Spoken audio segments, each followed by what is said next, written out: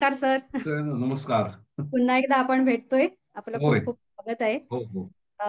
सर्व रसिक मंडळींचं, रसिक वाचकांचं इथे खूप खूप स्वागत आहे. सर, आज 22 मार्च आणि आजचा शनिवार आहे. आमचं हे जे सत्र आहे आता शतकाकडे आपण सगळेच पदार्पण करत आहोत. लवकरच आमचं 100व इथे पुष्प गुंफलं जाईल.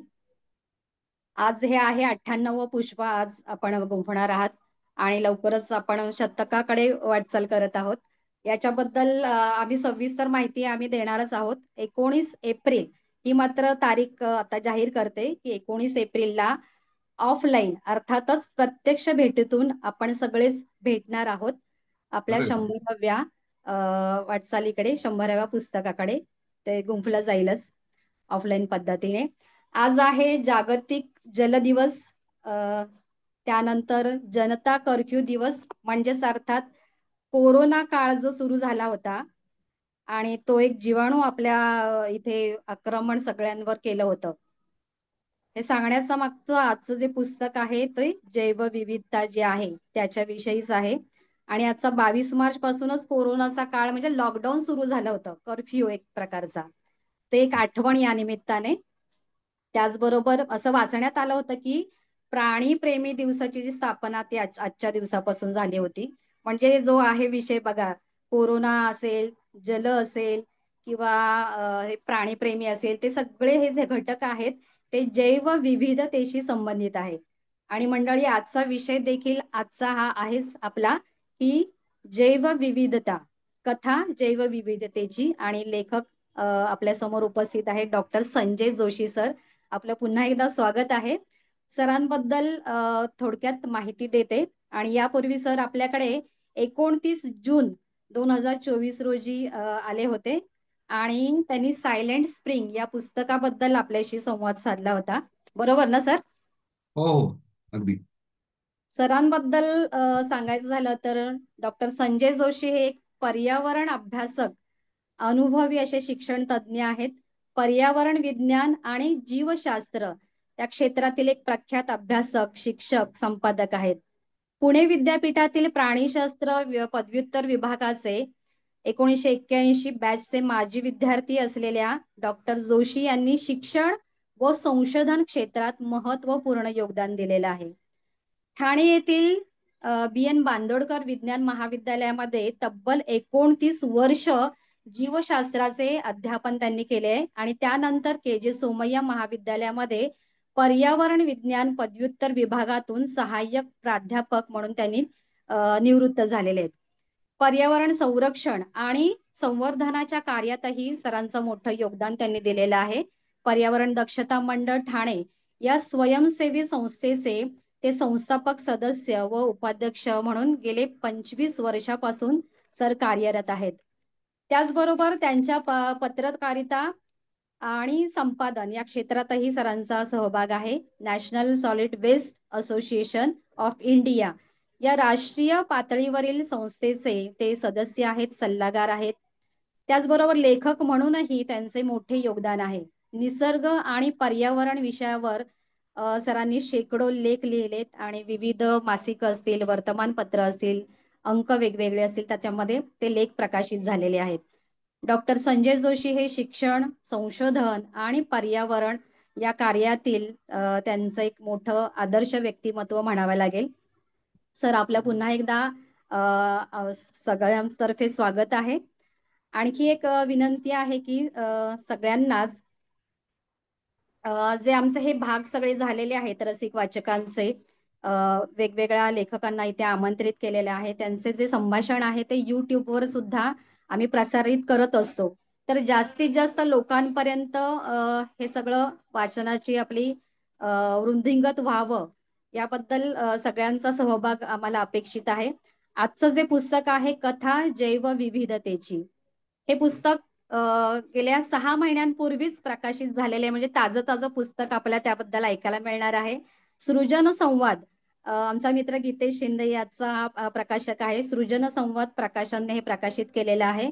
आणि अगदी साध्या सोप्या मराठी भाषेमध्ये हे शब्दरचना सरांनी केलेली आहे. आपण म्हणतो की मराठी भाषा ही ज्ञानभाषा झाली पाहिजे आणि आताच 3 ऑक्टोबरला आपले मराठी भाषेला अभिजात भाषेचा दर्जा मिळालेला आहे. आणि सरांनी अशा जो क्लिष्ट विषय जैवविविधता त्या अगदी साध्या सोप्या पद्धतीने मराठी भाषेत आपल्याला ते ज्ञान सरांनी दिलेले आहे आणि तेच आपण आज त्याच्याबद्दलच जाणून घेणार आहोत. आणि सर, पुढचं सगळी सूत्र आपल्याकडे. धन्यवाद. धन्यवाद. धन्यवाद. अ, मला आज पुन्हा एकदा ह्या प्लॅटफॉर्मवरती संधी मिळाली. अतिशय जाणकार अ, लोकांचा हा प्लॅटफॉर्म आहे, रसिक वाचक.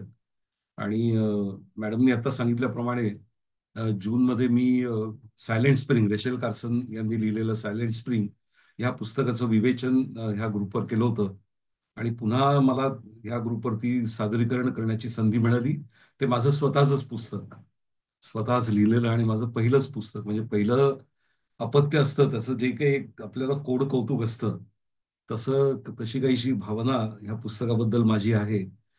आणि मला अशी काहीतरी थोडीशी भीती आहे की त्या कोड कौतुकात मी फार वाहवत तर जाणार नाही ना, की अति त्याचं कौतुक करणं किंवा काय.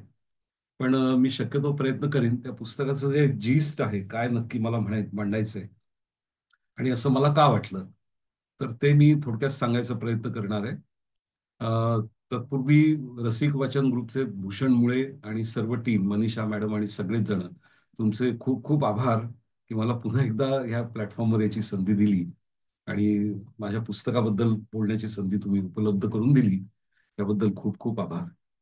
तर हे पुस्तक ऍक्च्युली लिहिलं याचं मी जरा हे करतो, माझं प्रेझेंटेशन शेअर करतो, तिथून सुरुवात करूया. हे पुस्तक माझं ह्याचं मुखपृष्ठ आहे आणि हे मलपृष्ठ, बॅक पेज आहे. कथा जैवविविधतेची, प्रवास जीवसृष्टीचा.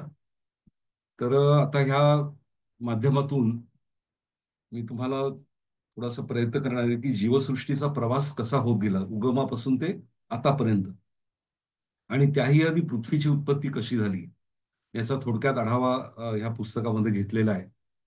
हे पुस्तक सृजन संवाद प्रकाशन ठाणे यांनी त्याचं प्रकाशित केलेलं आहे. अ, त्याबद्दल मला एक विशेष सांगावंसं वाटतं. सृजन संवाद प्रकाशनचा गीतेश शिंदे, अतिशय तरुण होतकरू कवी, अतिशय उत्तम कविता त्याच्या स्वतःच्या तर आहेतच, आणि त्याच्या प्रकाशनाच्या माध्यमातून त्यांनी अतिशय उत्तम उत्तम कवी आणि लेखकांची पुस्तकं प्रकाशित केलेली आहेत. आतापर्यंत 80च्या वर पुस्तकं त्यांनी प्रकाशित केली अतिशय अल्प काळामध्ये. आणि त्याची गंमत थोडीशी अशी आहे, तो माझा विद्यार्थी आहे खरं म्हणजे 11वी-12वीला तो बांदोडकर कॉलेजलाच होता आणि बीएससी पर्यंत. आणि नंतर मग त्यांनी एमएससी आणि बीएससी आणि एमएससी फिजिक्समध्ये केलं. हे अजून एक वैशिष्ट्य. म्हणजे फिजिक्समध्ये पदवी मिळवून काही काळ त्यांनी अध्यापन देखील केलं. पण त्याला आधीपासूनच, म्हणजे तो 11वी-12वीला असतानाच बरेचदा आमचं इंटरॅक्शन व्हायची आणि तेव्हापासूनच तो कविता करायचा. आणि मग त्या ग्रुपमध्ये कॉलेजच्या कार्यक्रमांमध्ये कविता सादरीकरण वगैरे. नंतर मग मधल्या काळामध्ये आमचा काहीच संपर्क नव्हता, कारण मग तो त्याचा फिजिक्स विषय होता त्यामुळे आणि माझा बायोलॉजी होता, त्यामुळे नंतर तसा संपर्क राहिला नाही. पण मग काही वर्षांपूर्वी पुन्हा एक ते म्हणतात ना, काहीतरी कुठेतरी ते नातेसंबंध योगायोगाने जुळून येतात, तसं काहीसं झालं आणि गीतेशचा माझा पुन्हा संपर्क झाला. तो दिवाळी अंक करतो सृजन संवाद नावाचा. तर त्या अंकात मी लेख द्यायला सुरुवात केली गेली 2 वर्ष. आणि मग दरम्यानच्या काळामध्ये ह्या पुस्तकाचा विषय झाला. तर त्यांनी अतिशय, आणि गीतेशचं एक वैशिष्ट्य असं आहे की त्याची सगळी पुस्तकं तुम्ही बघाल तर त्याची निर्मिती मूल्य जे आहे पुस्तकाचं, ते इतकं अप्रतिम आहे. म्हणजे तो कुठेही कॉम्प्रोमाइज करत नाही त्या ह्याच्यामध्ये. त्याची क्वालिटी म्हणा किंवा पेपर कोणत्या प्रकारचा, म्हणजे मला ह्या सगळ्या गोष्टी त्याच्याकडनं शिकायला मिळाल्या खरं म्हणजे, की पेपर कोणत्या प्रकारचा वापरावा, फॉन्ट कसा असावा, छपाई कशी, त्याचं बाइंडिंग कसं करायचं, कोणत्या प्रकारचं पाहिजे वगैरे, अशा सगळ्या गोष्टीमध्ये आमची सातत्याने चर्चा होत असे. आणि गेल्या वर्षी 23 जुलैला, 23 जुलै 2024ला ह्या पुस्तकाचं प्रकाशन झालं. अ, ह्या पुस्तकाला हे पुस्तक अनेक अर्थांनी भाग्यवान ठरलं असं मी म्हणेन. कारण प्रकाशनाच्या कार्यक्रमामध्ये डॉक्टर संजय देशमुख, जे मुंबई विद्यापीठाचे माजी कुलगुरू आणि आता विद्यमान प्राध्यापक, जैवविज्ञान विभाग, मुंबई विद्यापीठ. ते आणि हे जे मागे मलपृष्ठ जे आहे ब्लर्ब, हे त्यांनीच लिहिलेलं आहे, संजय देशमुख यांनी लिहिलंय. ते उपस्थित होते. प्राध्यापक नरेंद्र पाठक सर, आपल्या सगळ्यांना त्यांची ओळख म्हणजे काही वेगळं त्यांच्याबद्दल बोलण्याची गरज नाहीये. साहित्य अकादमीचे ते सदस्य आहेत, सन्माननीय सदस्य. आणि लिखाण आणि साहित्यामध्ये त्यांचं खूप मोठं नाव आहे. ते होते. मिलिंद मराठे, प्राध्यापक मिलिंद मराठे, जे आता नॅशनल बुक ट्रस्टचे अध्यक्ष आहेत आत्ताचे. त्यांची पण गंमत अशी आहे, ते खरं इलेक्ट्रॉनिक्स विषयाचे प्राध्यापक इंजिनिअरिंग कॉलेजमध्ये इलेक्ट्रॉनिक्स विषय ते शिकवायचे. पण मराठी साहित्य, एकूणच सगळं मराठी साहित्य, संस्कृत आणि एकूण भारतीय संस्कृती, याचा इतका प्रचंड अभ्यास आहे त्यांचा, आणि त्यांचं वक्तृत्व तर अमोघ आहे, अतिशय उत्तम वक्ते आहेत. तर ते ह्या प्रकाशनाच्या कार्यक्रमाला होते. आणि आमच्या पेजावर मॅडम, बांदोडकर विज्ञान महाविद्यालयाच्या माजी प्राचार्या, की ज्यांचे माझे जवळपास 28, 29, 30 वर्षांचे सलोख्याचे संबंध होते, एकाच कॉलेजमध्ये असल्यामुळे आणि एकाच डिपार्टमेंटला असल्यामुळे. तर त्यांच्या हस्ते हा प्रकाशनाचा कार्यक्रम झाला आणि अतिशय चांगला प्रतिसाद या कार्यक्रमाला मिळाला. त्यामुळे ह्या पुस्तकाचं ते एक वैशिष्ट्य किंवा भाग्य आहे असं मी मानतो. आता ह्या पुस्तकामध्ये, पुस्तक लिहिण्याचा उद्देश काय आहे, तर आपण आजूबाजूला आपल्या बघतो, आपल्या पृथ्वीवरती, वसुंधरेवरती जीवसृष्टीमध्ये खूप मोठ्या प्रमाणात विविधता आहे, ज्याला आपण जैविक विविधता किंवा जैवविविधता असं आपण त्याला म्हणतो. आणि ह्या विविधतेचं एकूणच स्वरूप जर बघितलं, आपण त्याचा आढावा घ्यायचा प्रयत्न केला, तर ह्या विविधतेचं काहीसं गूढ, काहीसं रंजक, काही अद्भुत आणि अगणित आश्चर्याने भरलेलं. म्हणजे आपण हा प्रवास जसा करत जातो पुढे पुढे, तसं आपल्याला दिसतं की केवढी प्रचंड आश्चर्याने ही जीवसृष्टी किंवा ही विविधता आपल्या समोर येते. आणि खरोखर म्हणजे ज्याने कोणी ही जीवसृष्टी निर्माण केली असेल, त्याच्याबद्दल मी थोडं माझ्या पुस्तकामध्ये विवेचन केलेलं आहे. तर खरोखर म्हणजे hats off to that element, किंवा जे काही असेल, जी कुठली शक्ती असेल ती, की इतकी प्रचंड प्रमाणात विविधता आपल्याला दिसते. आणि असंख्य आश्चर्यकारक आपल्याला त्याच्यामध्ये गोष्टी आढळतात. तर हे काहीसं अद्भुत आणि अगणित आश्चर्याने भरलेलं अनोखं विश्व तुमच्या पुढे वाचकांपुढे उलगडण्याचा हा अल्पसा प्रयत्न आहे. याची थोडक्यात पार्श्वभूमी अशी की 2010 मध्ये मुंबई सकाळमध्ये मला ह्याच विषयावर एक सदर लिहिण्याची संधी मिळाली. रोज एक लेख. त्यावेळेस वर्षभर ते सदर चाललं आणि विषय हाच होता, जैवविविधता. मग मी पूर्ण आढावा घेतला होता त्याच्यामध्ये, पण अर्थात वर्तमानपत्रात असल्यामुळे शब्दमर्यादा असते आणि त्या ह्याच्यात त्रोटक माहिती, म्हणजे फक्त एक तोंड ओळख झाली वाचकांना. आणि त्याला मला म्हणजे प्रतिसादही चांगला मिळाला, म्हणजे लोकांना ते आवडलं लिखाण समव. आणि मग नंतर मग ते झालं, म्हणजे 2010 साल संपलं, ते माझं लिखाण म्हणजे ती लेखमाला संपली. आणि नंतर मग त्याच्यावर काही फार विचार केला नाही. दरम्यानच्या काळात असं झालं की आपल्या सगळ्यांना जयश्री देसाई माहिती, ज्येष्ठ पत्रकार आहेत आणि लेखिका आहेत स्वतः नामवंत. तर त्यांच्या वाचनामध्ये हे लेख आले आणि त्यांनी मला असं एक सूचना केली की तुम्ही ह्याचं पुस्तक का नाही करत. आणि मग तेव्हा असं वाटलं की अरे, कसं काय पुस्तक कसं करायचं वगैरे असं, म्हणजे त्यावेळेस एक कॉन्फिडन्स नव्हता म्हणा, किंवा असं वाटलं नाही की बाबा ह्याचं पुस्तक होऊ शकेल. पण नंतर मग विचार केला, मग मला बऱ्याच जणांनी सुचवलं. माझी पत्नी डॉक्टर कल्पना जोशी, ती पण माझ्या मागे लागली की नाही आपण ह्याचं हे करूया. माझी मुलं. तर ह्या सगळ्या ह्याच्यात मग मलाही असं कुठेतरी वाटायला लागलं की हो, आपण आता काहीतरी करायला पाहिजे. पण प्रत्यक्ष ही सगळी चर्चा होऊन, विचार होऊन, सगळं होईपर्यंत साधारण 2015-16 मध्ये मी ते सगळं माझं जे लिखाण होतं, म्हणजे जे मी वर्तमानपत्राला पाठवायचो हस्तलिखित, त्यावेळेला लॅपटॉप किंवा कॉम्प्युटरचा वापर इतका फारसा केला नाही मी. हातानेच लिहायचो आणि ते स्कॅन करून किंवा झेरॉक्स त्याची पाठवायचो. तर ते सगळं मग एकत्र केलं. सुदैवाने सगळं सगळे ते माझ्याकडे त्याचे हे होते लेख लिहिलेले. मग ते एकत्र केले. मग त्याच्यावरती विचार सुरू केला की हे आपल्याला पुस्तक करायचं, तर त्याच्यामध्ये अधिक भर टाकायला पाहिजे. त्या जी माहिती आहे ती अधिक परिपूर्ण व्हायला पाहिजे. आणि मग त्या दृष्टीने मी विचार करायला, अभ्यास करायला सुरुवात केली. अभ्यास खूप करावा लागला, साहजिक आहे. कारण हा विषयच इतका क्लिष्ट आहे आणि तेवढाच रंजक देखील आहे, तेवढाच इंटरेस्टिंग आहे. त्याच्यामध्ये जेवढं आपण खोलवर जाऊ, तेवढा आपल्याला आपला इंटरेस्ट त्याच्यामध्ये खूप वाढत जातो. आणि माझं तसंच काहीसं झालं. तर 15-16 मध्ये मी विचार करायला म्हणजे गोळा करायला सुरुवात केली मटेरियल सगळं जे काही लिखाणाच्या दृष्टीने आवश्यक आहे. पण प्रत्यक्ष ते पुस्तकात कारण माझं अध्यापन सुरू होतं. मी सोमया कॉलेजमध्ये मोठी जबाबदारी होती MSCच्या मुलांना पर्यावरणशास्त्र हा विषय आणि त्याच्या आधी मी 11वी-12वीला बायोलॉजी शिकवायचो. त्यामुळे ते ट्रान्झिशन त्याच काळामध्ये झालं. आणि ते थोडंसं मला इकडे दुर्लक्ष झालं लिखाणाकडे. पण 2018 मध्ये मी निवृत्त झालो सोमया महाविद्यालयातनं. आणि मग मात्र मी म्हणजे सगळ्यांनी मला परत पुश करायला सुरुवात केली की आता याच्यावरती काम करायचं. मग सुरुवात केली. योगायोगाने गीतेशची भेट झाली. सगळे योग असे जुळून आले त्या ह्याच्यामध्ये. गीतेश म्हणाला, "सर आपण करूया पुस्तक." त्यालाही ती कल्पना आवडली. आणि मग 2024 मध्ये शेवटी हे पुस्तक लिखाण पूर्ण झालं. अ, याच्यामध्ये अजून एक मी शब्द वापरलाय, जैवविविधतेऐवजी जिविधता असा शब्द मी सगळीकडे वापरलाय. याचं कारण असं की पुण्यातले आपल्याला सगळ्यांना कदाचित परिचित असतील अतिशय ज्येष्ठ वनस्पती शास्त्रज्ञ, त्यांचं वय आता जवळपास 92-93 वर्ष आहे. श्री द महाजन, त्यांची अनेक पुस्तकं आहेत वनस्पती वृक्षांवरती आणि सगळ्या म्हणजे एकूणच वनस्पती विश्वावरती. त्याचा अभ्यास खूप आहे. भारतीय संस्कृती आणि संस्कृत त्याचे अनेक दाखले त्यांच्या पुस्तकांमधून आपल्याला मिळतात. तर त्यांनी असं एक केलं की जैवविविधता हा शब्द थोडासा उच्चारायला म्हणा किंवा एकूणच हे करायला थोडासा अवघड वाटू शकतो किंवा जड जातो. तर आपण जिविधता हा शब्द अ, हे करावा. तर तो शब्द त्यांनी कॉइन केला आणि मग तो शब्द मी याच्यामध्ये वापरला. मग जेव्हा मी हे विस्तृतपणे लिहायचं ठरवलं आणि सुरुवात केली तर माझ्या असं लक्षात आलं की इंग्रजी भाषेमध्ये इंटरनेट आणि एकूणच सगळी पुस्तकं जी आहेत इंग्लिश बायोडायव्हर्सिटी ह्या विषयावर तर प्रचंड प्रमाणात रेफरन्सेस किंवा संदर्भ उपलब्ध आहेत. पण मराठीमध्ये त्या तुलनेने खूप कमी मला सापडले संदर्भ असे.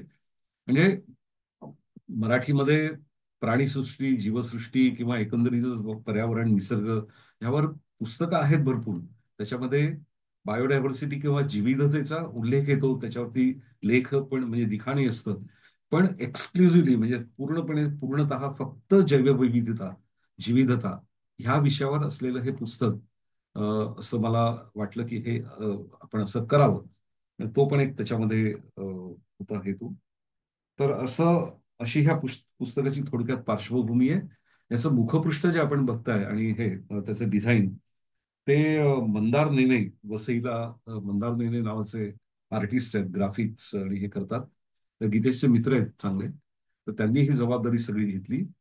ह्या पुस्तकाचं अजून एक विलक्षण भाग्य असं मी म्हणेन की प्रसिद्ध चरित्र लेखिका वीणाताई गवाणकर यांना ह्या पुस्तकाचं मी खरं म्हणजे त्यांना त्या देखील प्रकाशनाच्या कार्यक्रमाला त्यांना येणार होत्या. पण त्यावेळेस पाऊस आणि त्यांची प्रकृती ठीक नसल्यामुळे वसईहून त्यांना प्रवास करणं शक्य नव्हतं. पण त्यांनी त्यांचा एक छान व्हिडिओ क्लिप करून पाठवली या पुस्तकाचा थोडक्यात आढावा घेणारी आणि शुभेच्छा देणारी. त्यामुळे ऑनलाईन का होईना पण त्या देखील ह्या कार्यक्रमाला उपस्थित होत्या असं मी म्हणेन. आता ह्याच्यामध्ये मी एक प्रयत्न असा केलाय की प्रत्येक एकूण ह्याला 10 प्रकरण आहेत आणि प्रत्येक प्रकरणाची सुरुवात मी काही काव्यपंक्तींनी केली आहे. मी कवी नाहीये अजिबात.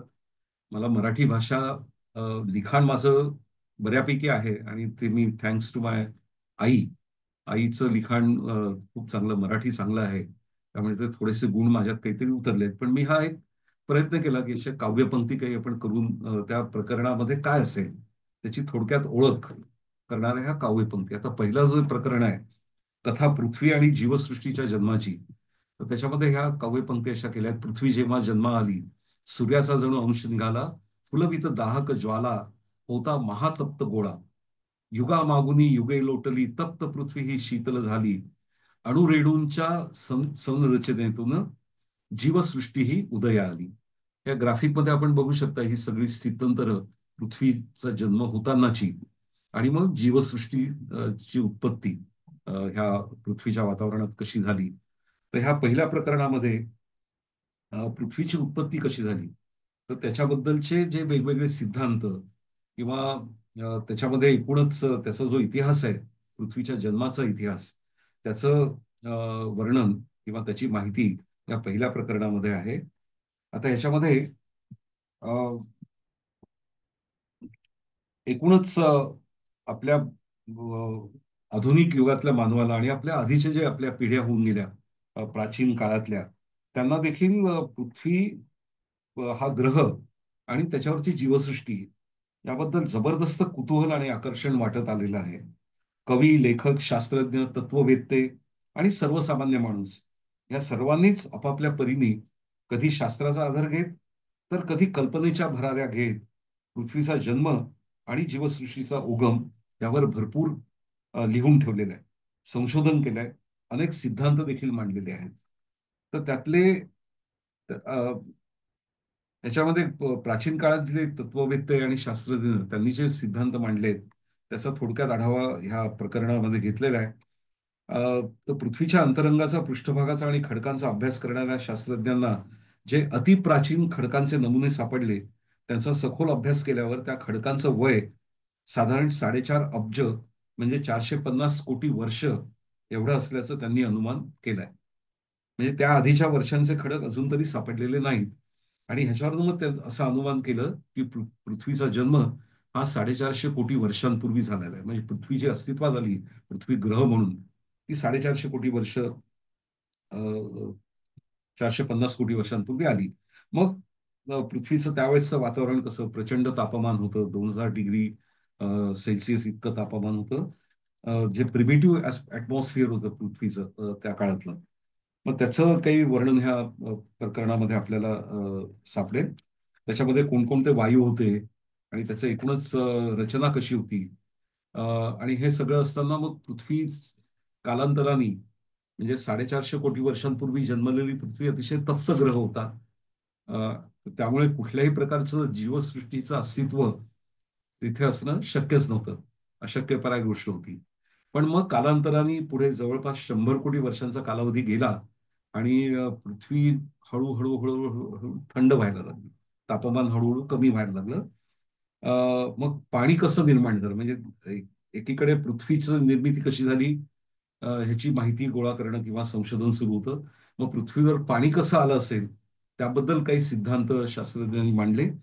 तर त्याच्यामध्ये एक अलीकडच्या काळातला जो सिद्धांत जास्त प्रकर्षाने मांडला जातो तो म्हणजे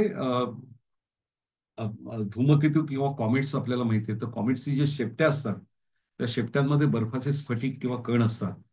आणि त्या काळामध्ये म्हणजे पृथ्वी जेव्हा जन्माला आली आणि नंतर पुढे जसं तिचं वय वाढायला लागलं त्या काळामध्ये धूमकेतून आणि अशनी म्हणजे उल्का, मिटिओराइट्स यांचा प्रचंड मारा पृथ्वीवरती होत होता. आणि ह्या धूमकेतूंच्या शिपट्यांमध्ये जी बर्फाचे कण किंवा स्फटिक होते त्याचं पाण्यामध्ये रूपांतर झालं आणि त्याचं मग आपण जे आज महासागर आणि इतर पाण्याचे स्रोत जलाशय जी बघतो तर त्याचं हे निर्मिती अशा पद्धतीने झाली असावी. तसे अनेक गोष्टी ह्याच्यामध्ये आपल्याला ह्या प्रकरणामध्ये आपल्याला वाचायला मिळतील. ख्रिस्तपूर्व काळात हिप्पोक्रेटिस, सॉक्रेटिस आणि अरिस्टॉटल, प्लेटो यांच्यासारखे तत्वज्ञ होऊन गेले. या आणि इतर अनेक समकालीन विचारवंतांनी आपली विलक्षण चौकस बुद्धी, जिज्ञासा आणि निरीक्षण शक्ती यांच्या जोरावर जीवसृष्टीच्या उत्पत्तीबद्दलची आपापली निरीक्षणं आणि मतं नोंदवली आणि विविध सिद्धांत मांडले. तर ह्या सगळ्यामध्ये जीवसृष्टीची उत्पत्ती झाली ती 350 कोटी वर्षांपूर्वी. म्हणजे पृथ्वीची उत्पत्ती 450 कोटी ते जीवसृष्टी हा 100 कोटी वर्षांचा कालावधी गेला. आणि मग मग आता जीवसृष्टी कशी उत्पन्न झाली. तर त्या काळामध्ये ना खूप अशा गमतीशीर गोष्टी लोक सांगायचे. म्हणजे सगळ्यात महत्वाचं एक त्याच्यामध्ये होतं की कुठल्या तरी अजैविक घटकापासून जीवसृष्टी निर्माण झाली. हा तर त्याच्यामध्ये काही गमतीशीर उदाहरणं किंवा गोष्टी आपल्याला त्याच्यात आढळतात. म्हणजे त्या काळातल्या लोकांचं जे एकूण निरीक्षण होतं जे त्यांनी बघितलं त्याचं एक काही उदाहरणं मी माझ्या ह्या प्रकरणामध्ये दिली आहेत. उदाहरणार्थ बेडकाचा जन्म कसा झाला. म्हणजे अचानकपणे एखादा अजैविक घटक असेल तर त्याच्यापासून हे प्राणी किंवा वनस्पती किंवा इतर काही हे निर्माण झाले असं त्या काळात लोकांचं म्हणणं होतं किंवा ते मानत होते असं. तर बेडकाचा जन्म कसा झाला, बेडूक आणि त्याच्या प्रजाती, तर त्यांचं म्हणणं होतं की पावसामुळे झाला, पावसातनं झाला. हे पाऊस जेव्हा पृथ्वीवरती पडला त्या पावसाबरोबर बेडूक आकाशातनं खाली आले आणि मग त्यांचा विस्तार झाला, प्रजाती निर्माण झाल्या वगैरे असं सगळं. त्याचप्रमाणे माशा, आपण पावसाळ्यामध्ये आपल्या घरात ज्या माशा येतात, त्याचा माशीची उत्पत्ती कशी झाली, किंवा उंदरांची उत्पत्ती कशी झाली. तर हे सगळं त्या त्या काळात त्यांनी जे काही निरीक्षण किंवा त्यांनी जे काही बघितलं. आता बेडकाचं उदाहरण जर घेतलं आपण, तर आपल्याला माहिती आहे की बेडूक हा प्राणी उभयचर आहे. पाण्यातही राहतो आणि जमिनीवरही राहतो. तर आणि वर्षातला बहुतेक काळ तो जमिनीखाली चिरनिद्रा किंवा विश्रांती घेत असतो. म्हणजे त्याला हायबरनेशन आणि एस्टिवेशन, म्हणजे हिवाळी निद्रा आणि उन्हाळी निद्रा. आणि मग जेव्हा पहिल्यांदा पाऊस पडतो तेव्हा आपल्याला आजूबाजूला बेडूक दिसायला सुरुवात होते. तर हे त्या काळात ज्यांनी कोणी हा सिद्धांत मांडला, त्यांनी हे सातत्याने बघितलं असेल की पाऊस आला की बेडूक येतात. मग बेडकाचा जन्म हा पावसामुळे झाला किंवा पावसाच्या पाण्याबरोबर झाला, असं ते सिद्धांत मांडलं. तसंच माशीबद्दल की कुचका कुचकं मांस असेल किंवा खाद्यपदार्थ असेल, त्या त्याच्यापासून माशीचा जन्म झाला. तर असे अनेक इंटरेस्टिंग सिद्धांत त्या ह्याच्यामध्ये त्यांनी मांडले त्या त्या काळामध्ये. आपल्या भारतीय संस्कृतीमध्ये सुद्धा पौराणिक काळातील विविध घटनांचा आधार घेऊन जीवसृष्टीच्या उत्पत्तीबद्दल अनेक सुरस चमत्कारिक सिद्धांत मांडले गेले. वेद, उपनिषद आणि अन्य प्राचीन ग्रंथांमध्ये ब्रह्मा, विष्णू आणि महेश या त्रयींचा उल्लेख, वर्णन, त्यांनी घडवलेले चमत्कार आणि त्यांनी घडवलेली सृष्टी यांचा उल्लेख आढळतो. पृथ्वीवरील सर्व सजीवांची निर्मिती ब्रह्मदेवानं केली असून तोच या सृष्टीचा निर्माता असल्याचं त्या ग्रंथांमध्ये ठामपणे प्रतिपादन केलं आहे. आणि यावर विश्वास ठेवणारे असंख्य लोक आजही आपल्याला भेटतात. ख्रिश्चनांचा धर्मग्रंथ असलेल्या बायबलमध्ये देखील जीवसृष्टीच्या उत्पत्तीविषयी सिद्धांत प्रसिद्ध आहेच. त्यानुसार आकाशातल्या बापानं म्हणजे देवानं 7 दिवसांच्या कालावधीत टप्प्याटप्प्यानं पृथ्वी व त्यावरील जीवसृष्टीची निर्मिती केली आणि सगळ्यात शेवटच्या दिवशी मानव निर्माण झाला, असा हा सिद्धांत आहे. कुराणात देखील याबद्दल लिहिलेलं आहे की अल्लाह हाच जीवसृष्टीचा निर्माता आहे वगैरे. अर्थात हे सगळे सिद्धांत त्या त्या काळानुसार मांडले गेले आणि आजच्या आधुनिक युगामध्ये विज्ञानाच्या कसोटीवर यातला एकही सिद्धांत कुठला सिद्ध होऊ शकला नाही किंवा होऊ शकणारही नाही. कारण त्यावेळेसचे विचारवंत होते किंवा त्यांची जी निरीक्षणं होती त्यावरून त्यांनी हे सगळं अनुमान काढले. तर मग त्यानंतर साधारणपणे 18व्या शतकामध्ये, 19व्या शतकामध्ये याच्यावरती मग काही शास्त्रज्ञांनी हे करायला सुरुवात केली, काम करायला सुरुवात केली. त्याच्यात फ्रान्सिस्को रेड्डी नावाचे शास्त्रज्ञ, त्याच्यानंतर लुई पाश्चर यांचं नाव आपल्या सगळ्यांना निश्चितपणे माहिती असेल. अतिशय थोर सूक्ष्म जीवशास्त्रज्ञ, ज्यांनी रेबीज च्या लसीचा शोध लावला किंवा अन्य एकूणच निर्जंतुकीकरण कसं करावं वगैरे असे अनेक त्यांनी शोध लावले. ह्या सगळ्या मंडळींनी अनेक प्रयोग केले आणि ह्या प्रयोगांमधून त्यांनी असं सिद्ध केलं की अ, हे जे सिद्धांत आहेत, बेडूक म्हणा किंवा एकूणच जीवसृष्टीची जी उत्पत्ती आहे ती कुठल्याही अजैविक घटकापासून होत नसून अजैविक घटक निर्मिती, त्याला थिअरी ऑफ अबायोजेनेसिस असं म्हणतात. आणि तसं काही नसून प्री एक्झिस्टिंग जीव त्याच्यापासून नवीन जीव जन्माला येतो, म्हणजे बायोजेनेसिस हा सिद्धांत ह्या सगळ्या मंडळींनी मांडला. त्याच्यानंतर ओपॅरिन हाल्डेन त्यांचं पण त्यांच्याबद्दलही मी या पुस्तकामध्ये त्यांचे सिद्धांत जे आहेत पृथ्वीच्या एकूणच जीवसृष्टीच्या निर्मितीच्या संदर्भात जे सिद्धांत त्यांनी मांडलेत त्याची माहिती, त्यांनी केलेले प्रयोग, त्यांच्याच बरोबर नोबेल पारितोषिक विजेते हॅरॉल्ड युरी आणि स्टॅनली मिलर यांनी जो प्रयोग केला तो एक माइलस्टोन म्हणूया आपण, मैलाचा दगड या सगळ्या संशोधनामध्ये. म्हणजे जीवसृष्टीची उत्पत्ती कशी झाली आणि कुठे झाली, तर ती आता आपल्याला सगळ्यांना माहिती आहे की ती पाण्यात झाली. आणि सुरुवात जी झाली ती एक छोटासा गोळा, काही विशिष्ट प्रकारची रसायनं, त्यांचे अणू ते एकत्र आले आणि ती पहिली घटना असं म्हणता येईल. तर त्याचं वर्णन मी ह्या पुस्तकामध्ये पहिल्या प्रकरणात केलेलं आहे.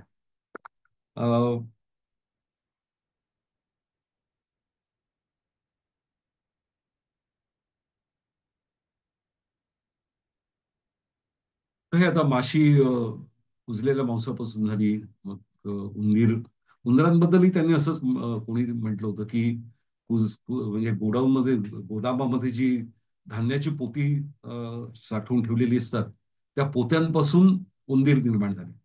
आणि हे सहज समजण्यासारखं आहे, कारण जिथे धान्य असतं तिथे उंदीर असतात आपल्याला माहिती आहे. बेडकाचा जन्म पावसापासून झाला वगैरे असे ते गमतीशीर काही सिद्धांत त्या काळातले मांडले गेले. मग पुढचं जे प्रकरण आहे, म्हणजे हे पहिल्या प्रकरणामध्ये एकूणच पृथ्वी आणि जीवसृष्टीची उत्पत्ती कशी झाली त्याचा आढावा घेतलेला आहे. पुढचं प्रकरण आहे मागोवा विविधतेचा. तर ह्याच्यामध्ये मी ही पुन्हा काव्यपंक्ती काही रचना केलेली आहे. भाषेमध्ये विविधता, वेशभूषेतही विविधता, संस्कृती परंपरांमध्ये विविधता, खाद्यपदार्थांमध्ये देखील विविधता, तरीही या विविधतेतील एकता ही आहे भारताची विशेषता. हे आपल्याला माहिती आहे, एकता मे विविधता किंवा अनेकता. त्याचप्रमाणे वनस्पती आणि प्राण्यांमधील विविधता, दोन भिन्न कुटुंबातील वनस्पतींमध्ये विविधता, दोन भिन्न कुटुंबातील प्राण्यांमध्ये विविधता, एकाच कुटुंबातील एकाच कुळातील वनस्पतींमध्ये देखील विविधता, एकाच कुटुंबातील कुळातील प्राण्यांमध्ये देखील विविधता, एकाच कुटुंबातील माणसांमध्ये देखील विविधता. आपण बघतो ना, आपल्या एकाच कुटुंबामध्ये आई वडील मुलं, मूलभूत लक्षणं सगळी सारखी असतात, पण वैशिष्ट्य, काही लक्षणं आहेत ती ती वेगळी असतात. आणि म्हणूनच ही विविधता. तरी सुद्धा या विविधतेमध्ये एकता आहे. तर ती कशी आहे त्याचं मग तरी सुद्धा या विविधतेतील एकता हीच आहे पृथ्वीवरील जीवसृष्टीची विशेषता. तर ह्या प्रकरणामध्ये साधारणपणे एक म्हणजे जीवसृष्टी निर्माण झाली, अस्तित्व त्याचं दिसून आलं, शास्त्रज्ञांना ते लक्षात आलं की साधारण काय झालं असावं, आणि त्यांनी ते मांडण्याचा प्रयत्न केला. आणि त्याच्यानंतर म्हणजे ती जी एक पेशी आपण म्हणूया त्याला, कारण आपलं शरीर देखील लक्षावधी अब्जावधी पेशींचं बनलेलं असतं.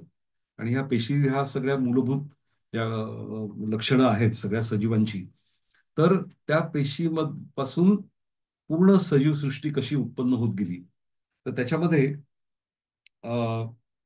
हा संपूर्ण जीवसृष्टीचा जो इतिहास आहे, हा 350 कोटी वर्षांचा आहे. जीवसृष्टीच्या निर्मितीचा इतिहास हा 350 कोटी वर्षांचा आहे. हा इतिहास खूपच मनोरंजक आहे, चित्तथरारक आहे, सनसनाटी आहे. अनेक घटना प्रत्यक्ष पाहिल्या, अनुभवल्या तरी विश्वास बसणार नाही अशा आहेत. अर्थात 350 कोटी वर्षांपूर्वी हे कसं घडलं, काय घडलं, हे शास्त्रज्ञांनी सखोल अभ्यास करून, संशोधन करून, त्याची मॉडेल्स तयार करून हे सगळं आपल्यासमोर मांडलेलं आहे. आणि त्याच्यामध्ये खूप मोठ्या प्रमाणात तथ्य आहे. तर त्याच्यामध्ये मग मी इथे थोडासा असा एक वेगळ्या पद्धतीने हे मांडण्याचा प्रयत्न केलाय. मी इथे असं म्हटलंय की या इतिहासात थोडं डोकावून बघितल्यास आपल्याला खूप महत्वाची माहिती मिळू शकते. चला जाऊया मग इतिहासात फेरफटका मारायला. यासाठी आपल्याला एका अद्भुत वाहनात बसून प्रवास करावा लागणार आहे. हे वाहन आहे कालयान किंवा टाइम मशीन. हे वाहन चालवण्यासाठी आणि इतिहासात प्रवास करत असताना आपल्या अवतीभोवती घडत असलेल्या प्रत्येक घटनेची, घडामोडींची सविस्तर माहिती देण्यासाठी आपल्यासोबत आहेत तेजस्वी, चिरतरुण, करारी, कडक शिस्तीच्या कॅप्टन उत्क्रांती मॅडम. आता हे नाव मला थोडंसं असं सुचलं, कारण हा उत्क्रांतीचा प्रवास आहे सगळा, इव्होल्युशन. म्हणजे एका पेशीपासून कशी जीवसृष्टी इव्हॉल्व्ह होत गेली, इव्होल्युशन कसं होत गेलं, त्याचा आढावा संपूर्ण ह्या प्रकरणामध्ये थोड्याशा वेगळ्या पद्धतीने घ्यायचा मी प्रयत्न केला.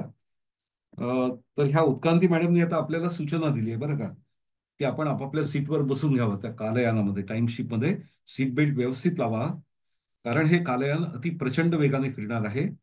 आणि काही तासांमध्येच आपण बरोबर 350 कोटी वर्ष एवढं मागे जाणार आहोत.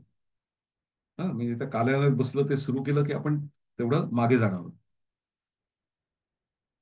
ह्या त्या उत्क्रांती मॅडम, आणि हे ते टाईमशिप किंवा कालयानाचे ज्याच्यात आपण बसणार आहोत. तर त्यांनी आता सूचना दिली की आपण बसून घ्या आणि आपण बरोबर 450 कोटी वर्ष मागे जाणार आहोत. हा प्रवास अगदी नॉनस्टॉप असणार आहे. हे जाताना आपण डायरेक्ट झूम करून एकदम 450 कोटी वर्ष मागे जाऊ, आणि मग येताना मात्र आपण प्रत्येक टप्प्यावरती थांबून बाहेर काय काय बदल झालेले आहेत त्या त्या कालखंडामध्ये ते आपल्याला आपण प्रत्यक्ष बघणार आहोत. म्हणजे एक सायन्स फिक्शन मध्ये जसं काही वर्णन केलेलं असतं तसा हा थोडासा प्रयत्न मी केलेला आहे. मग निरीक्षणाला सुरुवात केली. पण थांबा, एक अत्यंत महत्वाची माहिती आपण आधी घेऊ. आपल्या उत्क्रांती मॅडम आहेत ना, त्यांनी एक कॅलेंडर तयार केलेलं आहे. हे कॅलेंडर आपल्या मानवी वर्षांसारखं नाही, 2020, 21, 22, 23 असं नसून 450 कोटी वर्ष, 350 कोटी वर्ष असं कोटीच्या हिशोबात गणलं जातं. हे कॅलेंडर एकूण 6 महाकालखंडांमध्ये आणि 12 युगांमध्ये किंवा उपखंडांमध्ये विभागलं गेलेलं आहे. यापैकी 5 महाकालखंडातून आपला प्रवास होणार आहे. या कालखंडांमध्ये अनेक उलथापालथी झाल्या पृथ्वीच्या वातावरणामध्ये, घडामोडी घडल्या. हे कालखंड कोणते आहेत ते थोडक्यात समजून घेऊ. म्हणजे आपल्या प्रवासादरम्यान आपण कोणत्या कालखंडात आहोत, त्यातील महत्वाचे टप्पे कोणते हे आपल्या लक्षात येईल. मग एक तक्ता दिलाय, त्याच्यामध्ये हे कालखंड कोणते कोणते आहेत.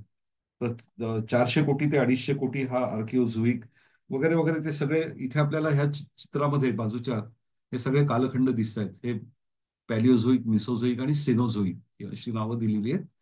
हे सगळे शास्त्रज्ञांनी हे कालखंडांची रचना केलेली आहे.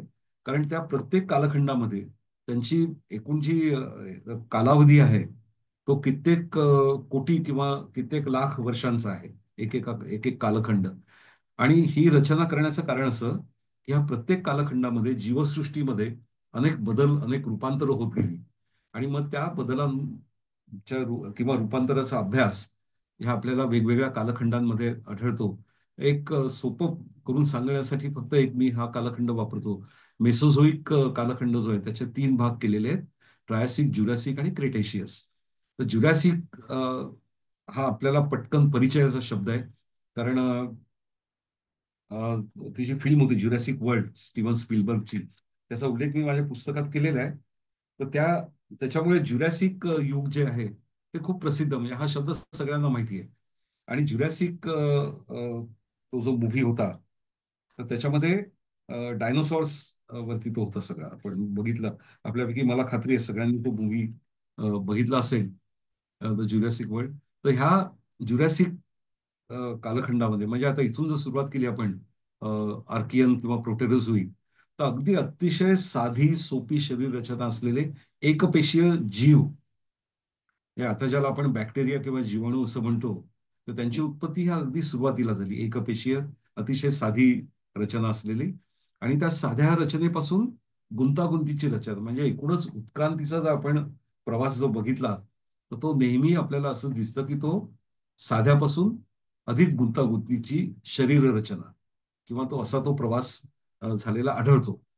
तर ह्या सगळ्या काळामध्ये विविध प्रकारचे प्राणी, वनस्पती यांची निर्मिती होत गेली. ज्युरॅसिक युग हे खऱ्या अर्थाने डायनोसॉर्स किंवा जे सरीसृप प्राणी आहेत, ज्याच्यामध्ये कासव, आपले पाली, सरडे, वेगवेगळ्या प्रकारचे, किंवा मगरी, सुसरी, मगरी आणि हे सगळे प्राणी येतात. तर ह्या सगळ्या प्राण्यांचं त्यांना सरीसृप प्राणी असं म्हणतात, सरपटणारे प्राणी. तर ह्या ज्युरॅसिक काळामध्ये प्रचंड मोठाले अजस्त्र शरीर असणारे डायनोसॉर्स, त्यांच्या असंख्य प्रजाती ह्या खूप मोठ्या प्रमाणात निर्माण झाल्या. आणि काही काळामध्ये त्यांचा पूर्णपणे विनाश देखील झाला.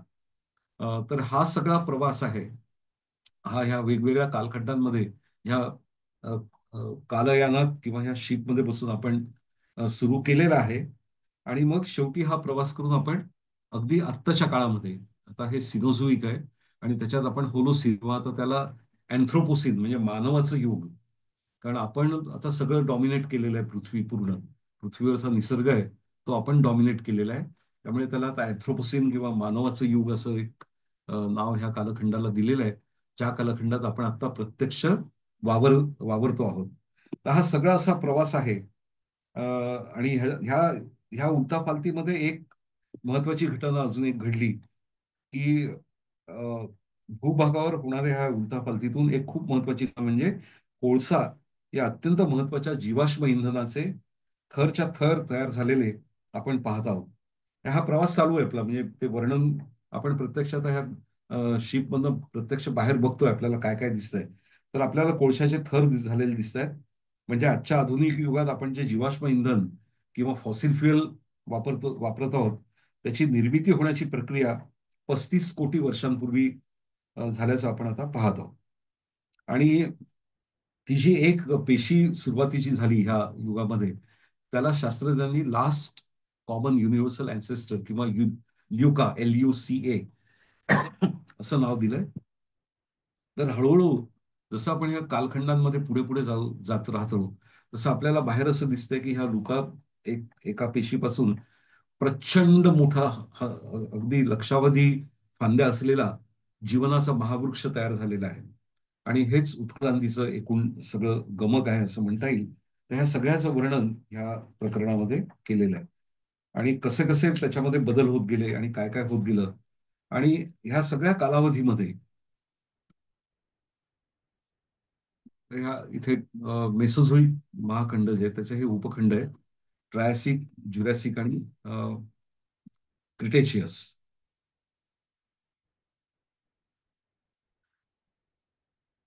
आणि हे डायनोसॉर्सचं चित्र आहे. हे आपल्याला परिचित आहे, सगळ्यांना आपण बघितलेलं आहे.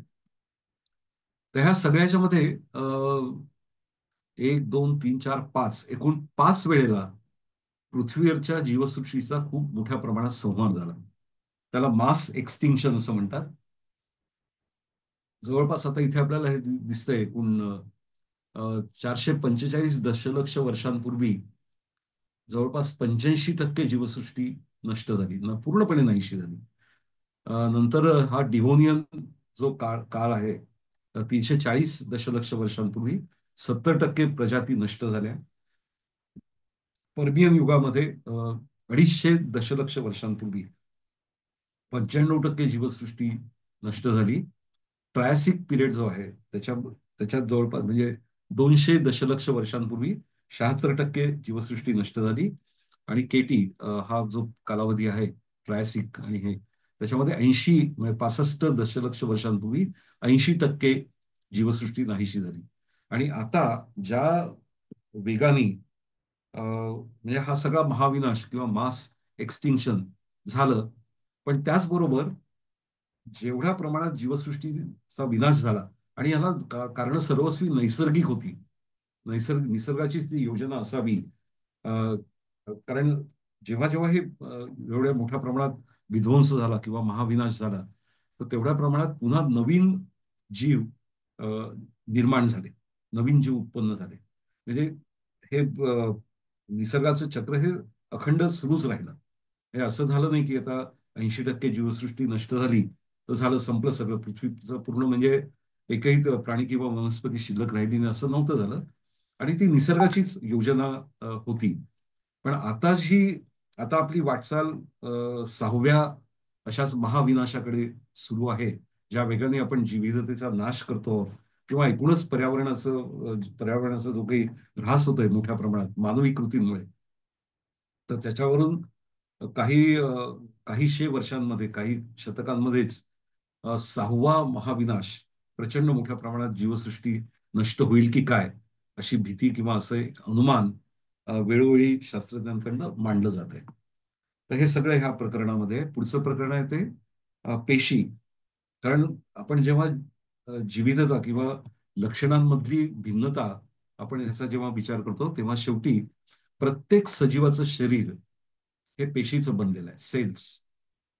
तर आता इथे तुलनेसाठी मी एक पुन्हा इथे असं हे केलं की भिंत बांधली विटाविटांनी, शरीर रचले पेशी पेशींनी. पेशीपासून जन्माला येतो जीवसृष्टीतील प्रत्येक सजीव. पेशींमुळेच जीवन कार्य करतो जीवसृष्टीतील प्रत्येक सजीव. आणि शेवटी पेशींमुळेच मरण पावतो आणि निसर्गात विलीन होतो जीवसृष्टीतील प्रत्येक सजीव. पेशीच आहेत प्रत्येक सजीवाच्या शरीरातील मूलभूत घटक. पेशींमुळे निर्माण होते जीवसृष्टीतील विविधता, जैवविविधता. तर हे ह्या प्रकरणाची ओळख आहे. आणि याच्यामध्ये तुलनेसाठी आपण ही भिंत विटांची जशी बनलेली असते, तसंच सजीवांचं शरीर, वनस्पती असतील किंवा प्राणी, हे पेशींचं बनलेलं असतं. आणि गंमत अशी आहे, म्हणजे आता याच्यात पुढे मी असं त्याचं वर्णन केलंय की ही पेशीची रचना जर एकूण बघितली आपण, तिथे तुलनेसाठी ही प्राण्याच्या शरीरातली पेशी आणि ही वनस्पतीच्या शरीरातली पेशी. म्हणजे आता वनस्पती आपण बघताना आपल्याला झाड आणि आपण, म्हणजे आपण माणसाचं उदाहरण घेतलं तर आपण किती भिन्न आहोत ना. म्हणजे झाडाची लक्षणं आपल्यामध्ये नाहीत, आपली लक्षणं झाडांमध्ये नाहीत. बरोबर आहे, बघताना आपल्याला असं दिसतं. पण आपण अंतर्गत रचनेचा जर विचार केला झाडांचा किंवा आपल्या शरीराचा, तर झाडांचं शरीर हे पेशींचंच बनलेलं आहे. अगदी पान असेल, फूल असेल, प्रत्येक फांदी, मुळं, जमिनीखालची मुळं, ही सगळी पेशींची बनलेली आहे. हे मूलभूत घटक आहेत. तसंच प्रत्येक प्राण्याचं शरीर, मानवच नाही तर प्रत्येक प्राण्याचं शरीर हे देखील पेशींचं बनलेलं आहे. आणि हे त्याचे पेशीचे वेगवेगळे भाग आहेत. त्याची थोडक्यात माहिती ह्या प्रकरणात दिलेली आहे. आणि ह्याच्यात पुढे असं म्हटलंय की आपल्याला ही जी मोठ्या प्रमाणात विविधता दिसते माणसांमध्ये, आता हे ह्या फोटोमध्ये आपण बघतोय वेगवेगळ्या रंगांचे, त्वचेचा रंग वेगळा, केसांची रचना वेगळी, एकूणच सगळी जी लक्षणं आहेत ती सगळी वेगवेगळी आहेत. तरी देखील आपण सगळेजण एकाच प्रजातीमध्ये गणलो जातो, ते म्हणजे होमोसेपियन्स. बरोबर आहे ना? आपल्याला हे नाव परिचित असेल. होमोसेपियन्स हे आपल्याला दिलेलं नाव आहे. आपलं नाव आहे प्रजातीचं होमो आणि आपलं आडनाव आहे सेपियन्स. ओके. तर ही म्हणजे एकाच वेळेला आपल्याला सिमिलॅरिटी दिसतात लक्षणांमध्ये. सगळ्यांचं दोन डोळे, दोन कान, नाक, ओठ, दात, अमुक तमुक हे सगळे लक्षणं दिसायला सारखे आहेत, पण त्याच वेळेला विविधता देखील खूप मोठ्या प्रमाणात आहे. तर ह्या प्रकरणामध्ये पेशी अ, कशा कारणीभूत ठरतात विविधते निर्माण होण्यासाठी, ह्याचं वर्णन ह्या प्रकरणामध्ये मी सविस्तर केलेलं आहे. तर त्याच्यामध्ये अ, एक तक्ता आपल्याला बघायला मिळेल. तो ह्याच्यात मी घेतला नाही ऍक्च्युली. तर आपण जर तुलना केली, उदाहरणार्थ एक बॅक्टेरियाची पेशी घेतली, हा म्हणजे जीवाणूची पेशी, नंतर अमिबा. अमिबा आपल्याला नाव किंवा शब्द किंवा तो प्राणी माहिती आहे, एकपेशीय प्राणी आहे. नंतर बुरशी, आपल्या अन्नावरती जी बुरशी येते ती. हरित वनस्पती, कुठली वनस्पती, जास्वंद घ्या, मोगरा घ्या, एनी, गुलमोहर वाटेल कुठली वनस्पती. आणि आपलं शरीर, मानवाची पेशी.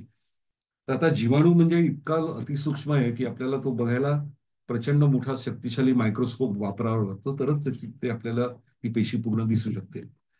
तर त्या जीवाणूची पेशी, अमिबा, बुरशी आणि मानवात त्या शरीराची पेशी, यांची मूलभूत रचना इतकी सारखी आहे, अक्षरशः आश्चर्य वाटतं की हे कसं कसं असेल. How is it possible? Amoeba तर एवढंच आहे, एकपेशीय प्राणी आहे, आपलं शरीर एवढं मोठं आहे, एवढ्या असंख्य पेशी आहेत, तरी हे कसं काय सगळं झालं असेल? तर तीच आश्चर्याची गोष्ट आहे सगळी. तर ह्या सगळ्या ह्याच्यामध्ये मूलभूत जे त्याचे अवयव आहेत असं म्हणूया. आपल्याला जसे हात, पाय, नाक, डोळे, तोंड असतं, तसे प्रत्येक पेशीला तिची स्वतःची काही त्याला अंगक किंवा ऑर्गॅनिल्स असं म्हणतात. तर पेशीच्या मध्यभागी एक केंद्रक असतो, न्यूक्लियस. तो त्या पेशीच्या सगळ्या क्रिया, ज्या जीवनशैलीच्या क्रिया असतात पेशीच्या, त्याचं नियंत्रण करण्याचं काम त्या केंद्रकामध्ये असतं. तर अशाच तऱ्हेने त्या पेशीचं वर्णन, आता पानांचं, वनस्पतींमध्ये हिरवी पानं असतात माहिती आहे आपल्याला. तर त्याचं कारण असं की वनस्पतीच्या त्या पानांच्या प्रत्येक पेशीमध्ये विशिष्ट प्रकारचा अवयव असतो किंवा अंगक असतं, त्याला हरितलवक किंवा क्लोरोप्लास्ट असं म्हणतात.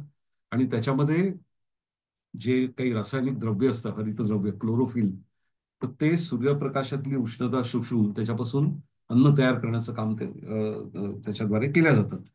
तर एकूणच आपल्या शरीराच्या सर्व प्रकारच्या क्रिया, जे काही चालतं, आता मी बोलतोय किंवा मी हातवारे करतोय, माझी हालचाल होते, आपण ऐकता आहात सगळेजण, तर हे सगळ्या ज्या क्रिया चाललेल्या असतात आपल्या इंटरॅक्शन्स किंवा एकूणच सगळं, तर हे सगळं केवळ पेशी आणि पेशींमुळे.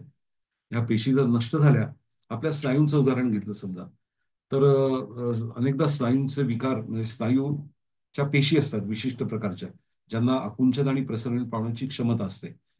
तर काही कारणांमुळे, काही आजारांमध्ये ती आकुंचन प्रसरण पावण्याची क्षमता जी असते स्नायूच्या पेशींची, ती नष्ट होते.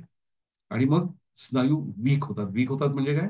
स्नायू कार्यच करत नाहीत. मग आपण हात हलवू शकणार नाही किंवा काही नाही. आपलं हालचाल जी होते ती स्नायूंच्या पेशींमुळे होते. त्यामुळे, आणि हे प्रत्येक क्रिया, आता हे एक फक्त उदाहरण म्हणून मी घेतलं. शरीराची प्रत्येक क्रिया, प्रत्येक वनस्पती, प्रत्येक प्राणी, अगदी एकपेशीय प्राणी असला तरी आणि बहुपेशीय प्राणी असतील तरी, हत्ती असेल, जिराफ असेल, वाघ, सिंह, या सगळ्यांमध्ये पेशींमुळेच सगळ्या जीवनकार्य सगळी घडून येतात. आणि या पेशींमुळेच संपूर्ण आपल्याला ही विविधता अ, निर्माण झालेली दिसते. कारण पेशींमध्ये देखील अंतर्गत रचना वेगवेगळी असते. ती पण एक गंमत आहे. जेव्हा समजा आपण आपलंच उदाहरण घेऊ, म्हणजे समजायला सोपं जाईल. अ, आपल्याला माहिती आहे की बाळ जेव्हा जन्माला येतं, जन्माला येण्यापूर्वी कन्सिव्ह होतं, कन्सेप्शन होतं. म्हणजे पुरुषाचे शुक्राणू आणि स्त्रीच्या शरीरातले उत्पन्न होणारे बीजांड किंवा अंड, एग ज्याला म्हणतो, त्याचा संयोग घडून येतो. आणि मग ती एकच पेशी असते. अंड म्हणजे एक सिंगल सेल असते. पण हा संयोग झाल्यानंतर त्याला फर्टिलायझेशन म्हणतात, फलनक्रिया. त्याच्यानंतर मात्र ती एक पेशी, तिचं विभाजन होतं. मग एका पेशीच्या दोन पेशी होतात, मग दोनच्या चार होतात, चाराच्या आठ होतात, आठाच्या 16 होतात, 16च्या 32. अशा proportion मध्ये ते वाढत वाढत वाढत एक असंख्य पेशींचा गोळा तयार होतो एका ठराविक. आपल्याला माहिती आहे की आपल्या मानवी प्रजातीमध्ये जेस्टेशन पिरियड जे आहे, गर्भधारणा, ती 9 महिन्याची असते. तर त्याच्या सुरुवातीचा जो कालावधी असतो त्याच्यामध्ये हा पेशींचा एक गोळा तयार होतो. आणि याला सगळ्या पेशी एकसारख्या असतात ना, त्याच्यामध्ये काहीही फरक नसतो. पेशींमध्ये काहीच फरक नसतो. नंतर मात्र एका ठराविक काळामध्ये अचानक अशा काही गोष्टी घडतात. म्हणजे या पेशींना काहीतरी प्रोग्रॅमिंग केलेलं आहे की काय असं वाटावं, इतक्या वेगाने त्या पेशी आपल्यामध्ये बदल घडवून आणतात. मग काही पेशी डोळे तयार करतात, काही पेशी केस तयार करतात, काही पेशी त्वचा, असे सगळे वेगवेगळे अवयव, हे पेशींचे समूह. आणि हे समूह तयार करण्याकरता आधी सुरुवातीला मी म्हटलं की पेशींचा एकच गोळा आणि सगळ्या पेशी एकसारख्या असतात. तर मग कालांतराने ह्या पेशींमध्ये विविधता निर्माण होते खूप मोठ्या प्रमाणात. आणि त्या एकमेकांपासून अतिशय वेगळ्या होतात. आणि मग अवयव निर्मिती वगैरे ह्या सगळ्या गोष्टी पुढे होत राहतात. अशा त्या सगळ्या गमती जमती आहेत. मग पुढचं जे प्रकरण आहे, तर त्याची सुरुवात मी थोडी वेगळ्या पद्धतीने केली आहे. जगाच्या पाठीवर हा एक जुना सिनेमा आपल्याला आठवत असेल. तर त्याच्यामध्ये एक अतिशय सुंदर गाणं आहे. एक धागा सुखाचा, 100 धागे दुःखाचे, जरतारी हे वस्त्र माणसा तुझिया आयुष्याचे. त्याची शेवटचं कडवं इथे मी घेतलंय. या वस्त्राते विणतो कोण, एक सारखी नसती दोन, कुणान दिसले त्रिखंडात या, हात विणकऱ्याचे, एक धागा सुखाचा. गदी माडगुळकरांचं हे गीत आहे आणि बाबूजींनी आपल्या अतिशय स्वर्गीय मधुर आवाजात ते गायलेलं आहे आणि ते अजरामर असं झालेलं गीत आहे. तर हे जेव्हा जेव्हा हे गाणं मी ऐकायचो किंवा त्याचं मला ते आठवायचं गाणं, तेव्हा मला असं वाटायचं की अरे, गदिमांना जेव्हा ते असं म्हणतात की जरतारी हे वस्त्र माणसा तुझ्या आयुष्याचे, पण ह्या वस्त्राचा विणकर कोण आहे, या वस्त्रात ते विणतो कोण, म्हणजे आपलं शरीररूपी वस्त्र जे आहे मानवाचं, हे वस्त्र कोण विणतो. कारण एकसारखे नसती दोन. इथे बघा, तुम्हाला या चित्रात फोटोमध्ये दिसतंय, एकसारखे नसती दोन.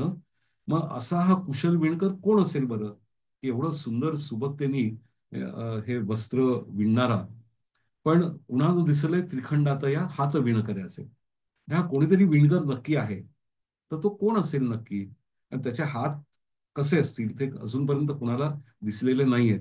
अर्थात ग. माडगूळकर अतिशय ज्येष्ठ कवी होते, महाकवी म्हणून त्यांचा आपण नेहमीच उल्लेख करत असतो. आणि कवी मनातनं त्यांच्या मनात ही कल्पना आली. पण मी ते वाचताना मला असं वाटलं की अरे, गदिमांना असं हे किती छान त्यांनी हे मांडलेलं आहे, आणि ते आपण कशा पद्धतीने ते इंटरप्रिट करू शकतो हे माझ्या लक्षात आलं. मग मी त्याच्यावरती मग पुढे ह्या प्रकरणामध्ये लिहिताना अ, त्याच्यावरती सगळा उहापोह केला. म्हणजे त्या संदर्भात शास्त्रज्ञांनी जे काही शोध लावले, तर त्याच्यात सुरुवात केली आहे मी. मेंडल नावाचे खूप मोठे शास्त्रज्ञ होऊन गेले, ग्रेगर योहान मेंडल. तर त्यांनी वाटाण्याच्या वनस्पतींवरती अनेक प्रयोग केले. त्यांना त्यांना लक्षात आलं की वाटाण्याची एकसारखी नसती दोन. वाटाण्याची झाडं त्यांच्या बागेत जी होती, तर त्यांना असं दिसलं की काही झाडं खूप उंच आहेत आणि काही झाडं बुटकी आहेत. मग ते ते कोड्यात पडले की असं का होत असावं बरं. त्यांची निरीक्षण शक्ती खूप अफाट होती. आणि शास्त्रीय त्यांना एक काय म्हणतात त्याला, ऍप्टिट्यूड किंवा ॲटिट्यूड होता. मग त्याच्यावर त्यांना असं वाटलं की ही दोन झाडं एकाच वनस्पतीची आहेत, वाटाण्याचीच आहेत, पण मी ही भिन्न का असतील, वेगवेगळी काय आहेत. मग त्याच्यावर त्यांनी अनेक प्रयोग केले. मग त्यांना त्याचे खूप काही निष्कर्ष त्यांना मिळाले. त्यांनी मग त्याच्यावरती लिहून ठेवलं त्यांचे निष्कर्ष सगळे. मग अनेक वर्ष ते दुर्लक्षित राहिले वगैरे, तो पुढचा इतिहास सगळा. आणि नंतरच्या काळामध्ये इथे आपल्याला जो फोटो दिसतोय, ह्या ज्या बाई आहेत त्यांचं नाव आहे रोझलिंड फ्रँकलिन. वीणाताई गवाणकरांनी यांच्यावरती अतिशय सुंदर पुस्तक लिहिलेलं आहे. तर पुढे ह्या सगळ्या संशोधनामध्ये प्रगती होत गेली. म्हणजे 19व्या शतकात आणि पुढे 20व्या शतकामध्ये अ, अनेक नवीन नवीन उपकरणं अस्तित्वात आली. मोठाले मायक्रोस्कोप अस्तित्वात आले आणि ह्या उपकरणांच्या म्हणजे एकूणच विज्ञान आणि तंत्रज्ञान ह्या क्षेत्रामध्ये अफाट वेगाने प्रगती होत गेली पुढच्या कालावधीमध्ये. आणि ह्याचा उपयोग करून मग पुढच्या काळातल्या शास्त्रज्ञांनी अतिशय उत्तमरित्या ह्या सगळ्या विषयाची मांडणी करायला सुरुवात केली. त्यातलं आघाडीचं नाव होतं ह्या रोझालिंड फ्रँकलिन आणि त्यांचे सहकारी मॉरिस विल्किन्स. ह्या दोघांनी मिळून मगाशी मी केंद्रक ह्या अंगकाचा उल्लेख केला. पेशीमध्ये केंद्रक जो असतो, तर त्या केंद्रकाच्या आतल्या बाजूला गुणसूत्र असतात. त्याचा शोध शास्त्रज्ञांनी लावला. त्याची माहिती या प्रकरणात दिलेली आहे. आणि ही गुणसूत्र कशाची बनलेली आहे, तर डीएनए, डिऑक्सिरायबोज न्यूक्लिक ऍसिड नावाचं एक रसायन ह्या केंद्रकामध्ये आहे.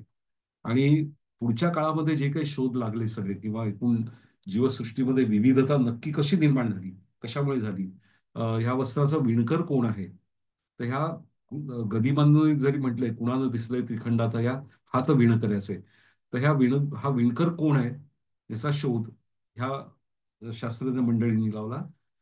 रोझलिन फ्रँकलिन, मॉरिस विल्किन्स आणि नंतर 1953 मध्ये वॉटसन आणि क्रिक ह्या शास्त्रज्ञांच्या जोडगोळीने डीएनए ची प्रतिकृती तयार केली आणि जगभरात ती सर्व मान्य झाली. त्यांना नोबेल पारितोषिक देखील मिळालं त्यामुळे. पण तत्पूर्वी डीएनएचा रेणू कसा असेल किंवा कसा आहे हे प्रत्यक्ष ह्या बाईंनी दाखवलं, रोझलिन फ्रँकलिन. त्यांनी एक्स रे क्रिस्टलोग्राफीचं किंवा डिफ्रॅक्शन टेक्निक वापरून प्रत्यक्ष एक्स रे फिल्म डीएनएची त्यांनी घेतली, त्यांनी आणि मॉरिस विल्किन्स यांनी.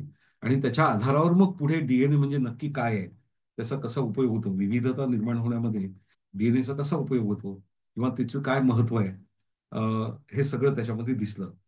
म्हणजे हा विणकर कोण आहे हे लक्षात आलं, की तो शरीररूपी वस्त्राचा विणकर हे फक्त माणसासाठी हे गाणं हे जरी असलं तरी हे प्रत्येक सजीव म्हणजे अगदी पुन्हा बॅक्टेरिया, व्हायरस इथपासून ते माणूस, हत्ती, घोडे, बैल, सगळे सगळे प्राणी, सगळ्या प्रकारच्या वनस्पती, लहान मोठ्या वनस्पती, वृक्ष, या सगळ्यांच्या शरीररूपी वस्त्राचा विणकर कोण आहे, तर तो डीएनए, हे सिद्ध केलं. तर त्याची सगळी माहिती मी ह्या प्रकरणामध्ये संपूर्णपणे दिलेली आहे. आणि त्याच्यानंतर मग आता पुढचं हे होतं की हात म्हणजे आता हे वस्त्र विणतो कोण, तर डीएनए हे लक्षात आलं. पण ह्या विणकराची बोटं नक्की, वस्त्र विणायचं तर बोटांचा उपयोग कुशलतेने करायला हवा, तरच ते वस्त्र चांगलं होतं. मग ती बोटं कोणती, ह्याच्यावरती पुढे संशोधन सुरू झालं. आणि मग असं लक्षात आलं की प्रत्येक डीएनएचा रेणू हा जीन्स किंवा जनुकांचा बनलेला आहे. आणि हे जीन्स जे आहेत, जनुक जी आहेत, आपण म्हणतो पारंपरिक किंवा अनुवंशिकता, जी एका पिढीकडनं दुसऱ्या पिढीकडे लक्षणं ट्रान्सफर होतात, तर ती अनुवंशिकता निर्माण करण्याचं काम किंवा ती ट्रान्सफर करण्याचं काम आणि विविधता निर्माण करण्याचं काम हे शेवटी जीन्स किंवा जनुकांद्वारे होतं. हे आता सप्रमाण सिद्ध झालेलं आहे. आपल्याला पूर्णपणे आता माहिती झालेलं आहे की नक्की काय होतंय.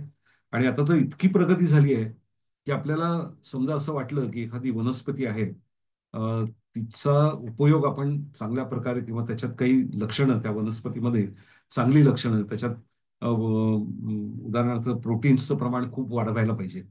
मग ठराविक प्रकारचे जीन्स घ्यायचे, ते त्या वनस्पतीमध्ये टाकायचे, मग ती वनस्पती वाढवायची आणि आपल्याला पाहिजे ते रिझल्ट मिळतात. इतकं आता तंत्रज्ञान या क्षेत्रामध्ये पुढे गेलेलं आहे. तर हा हे पुढचं प्रकरण आहे, विविधतेचे जनक कोण आहेत, तर गुणसूत्र ही अतिसूक्ष्म असती पेशी केंद्रकांमध्ये यांची वसती, या अतिसूक्ष्म धाग्यांवरती असे विविधतेचा उगम. इथे हे दाखवलंय, ही एक पेशी आहे, त्या पेशीचा हा केंद्रक आहे, त्या केंद्रकामध्ये गुणसूत्र आहेत. आपल्या मानवी शरीरातल्या प्रत्येक पेशीमध्ये गुणसूत्रांच्या 23 जोड्या असतात. ही जोड्यांनी असतात गुणसूत्र. मग त्यातलं एक गुणसूत्र उलगडून दाखवलंय आणि त्याच्यापासून हा डीएनएचा एक रेणू. त्याच्यामध्ये मग डीएनएचं एकूण सगळा रोल काय आहे, त्याचं एकूण हे काय महत्व वगैरे हे सगळं दाखवलंय. सूक्ष्माहून सूक्ष्मकडे जणू भासते अदृश्यमान, परी शास्त्रज्ञांनी त्यांचे मन उलगडून हो दाखवले. तर ह्या सगळ्या जनुकांबद्दल, जीन्स म्हणजे काय, डीएनए, आरएनए, त्याच्यावर झालेलं संशोधन, प्रोटीन सिद्ध म्हणजे जीन्स वरती, अ, किंवा ह्या डीएनए मॉलिक्यूल आणि शरीरामध्ये तयार होणारी प्रथिनं. तर डीएनए वरती जे जीन्स असतात किंवा जी माहिती साठवलेली असते, तर त्याच्या आधारावर आपल्या शरीरामध्ये वेगवेगळ्या प्रकारची प्रोटीन्स तयार होत असतात. त्याची माहिती सगळी ह्या प्रकरणामध्ये दिली आहे. हे प्रकरण थोडंसं म्हणजे मला काही जणांनी सांगितलं की याच्यामध्ये शास्त्रीय माहिती जरा थोडी जड वाटते वाचायला, म्हणजे ज्यांचं सायन्स बॅकग्राऊंड नाही आहे. पण एकूणच जीवितता उत्पन्न कशी होते, त्याच्यामध्ये जनुकांचं महत्व काय आहे, ते करण्याकरता ही माहिती थोडी विस्ताराने घेतली आहे. सॉरी. याचं पुढचं प्रकरण आहे अ, बहुरूपी, बहुरंगी, बहुआयामी जीवितता.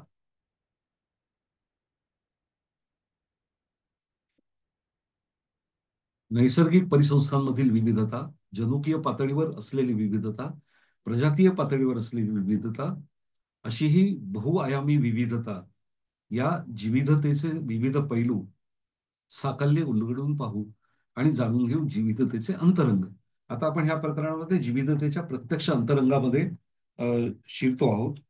तर आतापर्यंतच्या प्रकरणांमधून जनुकांची रचना आणि जीवितता उत्पन्न करण्यामध्ये आणि ती राखण्यामध्ये त्यांचं असलेलं योगदान याची मूलभूत माहिती आधीच्या प्रकरणात आहे. मग आता ह्या पुढच्या काळामध्ये जीवसृष्टी अस्तित्वात आली, विविधता निर्माण झाली, ह्या सगळ्या इतिहास या आधीच्या प्रकरणांमध्ये. ह्या प्रकरणामध्ये एक महत्वाचा मुद्दा मी जो घेतलेला आहे, त्याच्यामध्ये ही प्रचंड प्रमाणात आता आपल्याला अनेक असं लाखो, कोट्यावधी प्रकारच्या वनस्पती, प्राणी आपल्याला दिसतात. आणि ह्या प्राण्यांचं वर्गीकरण करण्याची आवश्यकता शास्त्रज्ञांना वाटायला लागली. नवीन नवीन प्रजाती निर्माण झाल्या, त्याचा शोध लागले आणि त्यांना असं वाटलं की आपल्याला वर्गीकरण करणं आवश्यक आहे, तरच त्याचा शास्त्रीय अभ्यास करणं सुलभ जाईल. तर ते समजून घेण्याकरता मी एक असं उदाहरण घेतलं की आपण आपल्या स्वतःच्या स्वयंपाकघरात डोकावूया. सर्वसाधारणपणे स्वयंपाकघरात डबे भांडी ठेवण्यासाठी प्रताळ किंवा मांडण्या असतात, ज्यावर विविध धान्यांचे डबे एका फळीवर, चहा कॉफी साखरेचे डबे एका फळीवर, मीठ तिखट हळद मोहरी हिंग यांचे डबे एका फळीवर किंवा मांडणीवर पद्धतशीरपणे मांडून ठेवलेले असतात. बऱ्याच घरांमध्ये या डब्यांवरती लेबल देखील लावलेली असतात, साखर, चहा, अमुक टमुक जे काही असेल ते. थोडक्यात वेगवेगळ्या पदार्थांचं वर्गीकरण केलेलं असतं. आणि यामुळे होतं काय की कुठलंही एखादं काही करायचं असेल आणि त्याला लागणारे जे घटक आहेत, रॉ मटेरियल, ते घ्यायला सोपं जावं म्हणून. तर तसंच ह्या जीवसृष्टीमध्ये असंख्य प्राणी आणि असंख्य वनस्पती आहेत. तर त्यांचं वर्गीकरण करणं आणि त्यांना नावं देणं, शास्त्रीय नावं देणं, हे खूप महत्वाचं त्यावेळेस त्या काळात वाटलं. आणि म्हणून मग ह्या प्रकरणामध्ये मी त्याची माहिती दिलेली आहे. त्याच्यावरती आघाडीवर म्हणजे वनस्पती आणि प्राण्यांना विशिष्ट प्रकारची नावं देणं की ज्यांची ओळख जगभरामध्ये होईल. आता आपल्याकडे म्हणजे साधारणपणे एखादी वनस्पती असेल, कांद्याचं उदाहरण आहे किंवा कुठला तरी प्राणी, तर ह्या कांद्याला आपल्या भारत देशातच समजा आपण वेगवेगळ्या भागांमध्ये गेलो, तर कांदा कांदा असं म्हटलं की त्याला वेगवेगळी नावं, वेगवेगळ्या भाषांमध्ये वेगळी नावं आहेत. तर त्या कांद्याचं शास्त्रीय नाव आहे allium cepa. ALIUMCEPA, allium cepa. आता जगामध्ये तुम्ही कुठल्याही देशात जा, कुठल्याही अ, ह्याच्यात गेलात, तरी एलियम सेपा हे नाव उच्चारल्यावर समोरच्या शास्त्रज्ञ किंवा जो कोणी असेल त्याला कळेल की ते आपण हा कांद्याबद्दल बोलतोय. तर ही जी युनिव्हर्सल सिस्टीम आहे नावं देण्याची, त्याचे जनक आहेत स्वीडिश शास्त्रज्ञ. त्यांचं नाव आहे कॅरोलस लिनियस. तर अ, त्यांनी ही प्रथा किंवा ही पद्धत केली. त्याला द्विनाम पद्धती असं नाव दिलं. आता एलियम हे त्याचं पहिलं नाव आहे आणि सेपा हे त्याचं शेवटचं नाव. जसं आपल्यामध्ये नाव आणि आडनाव असतं, तसं प्रत्येक वनस्पती आणि प्राण्याला त्यांनी नाव देण्याची पद्धत शोधून काढली आणि ती रूढ केली. आता हे लक्षात येण्याकरता मी त्याच्यामध्ये एक थोडंसं वेगळी कल्पना केली.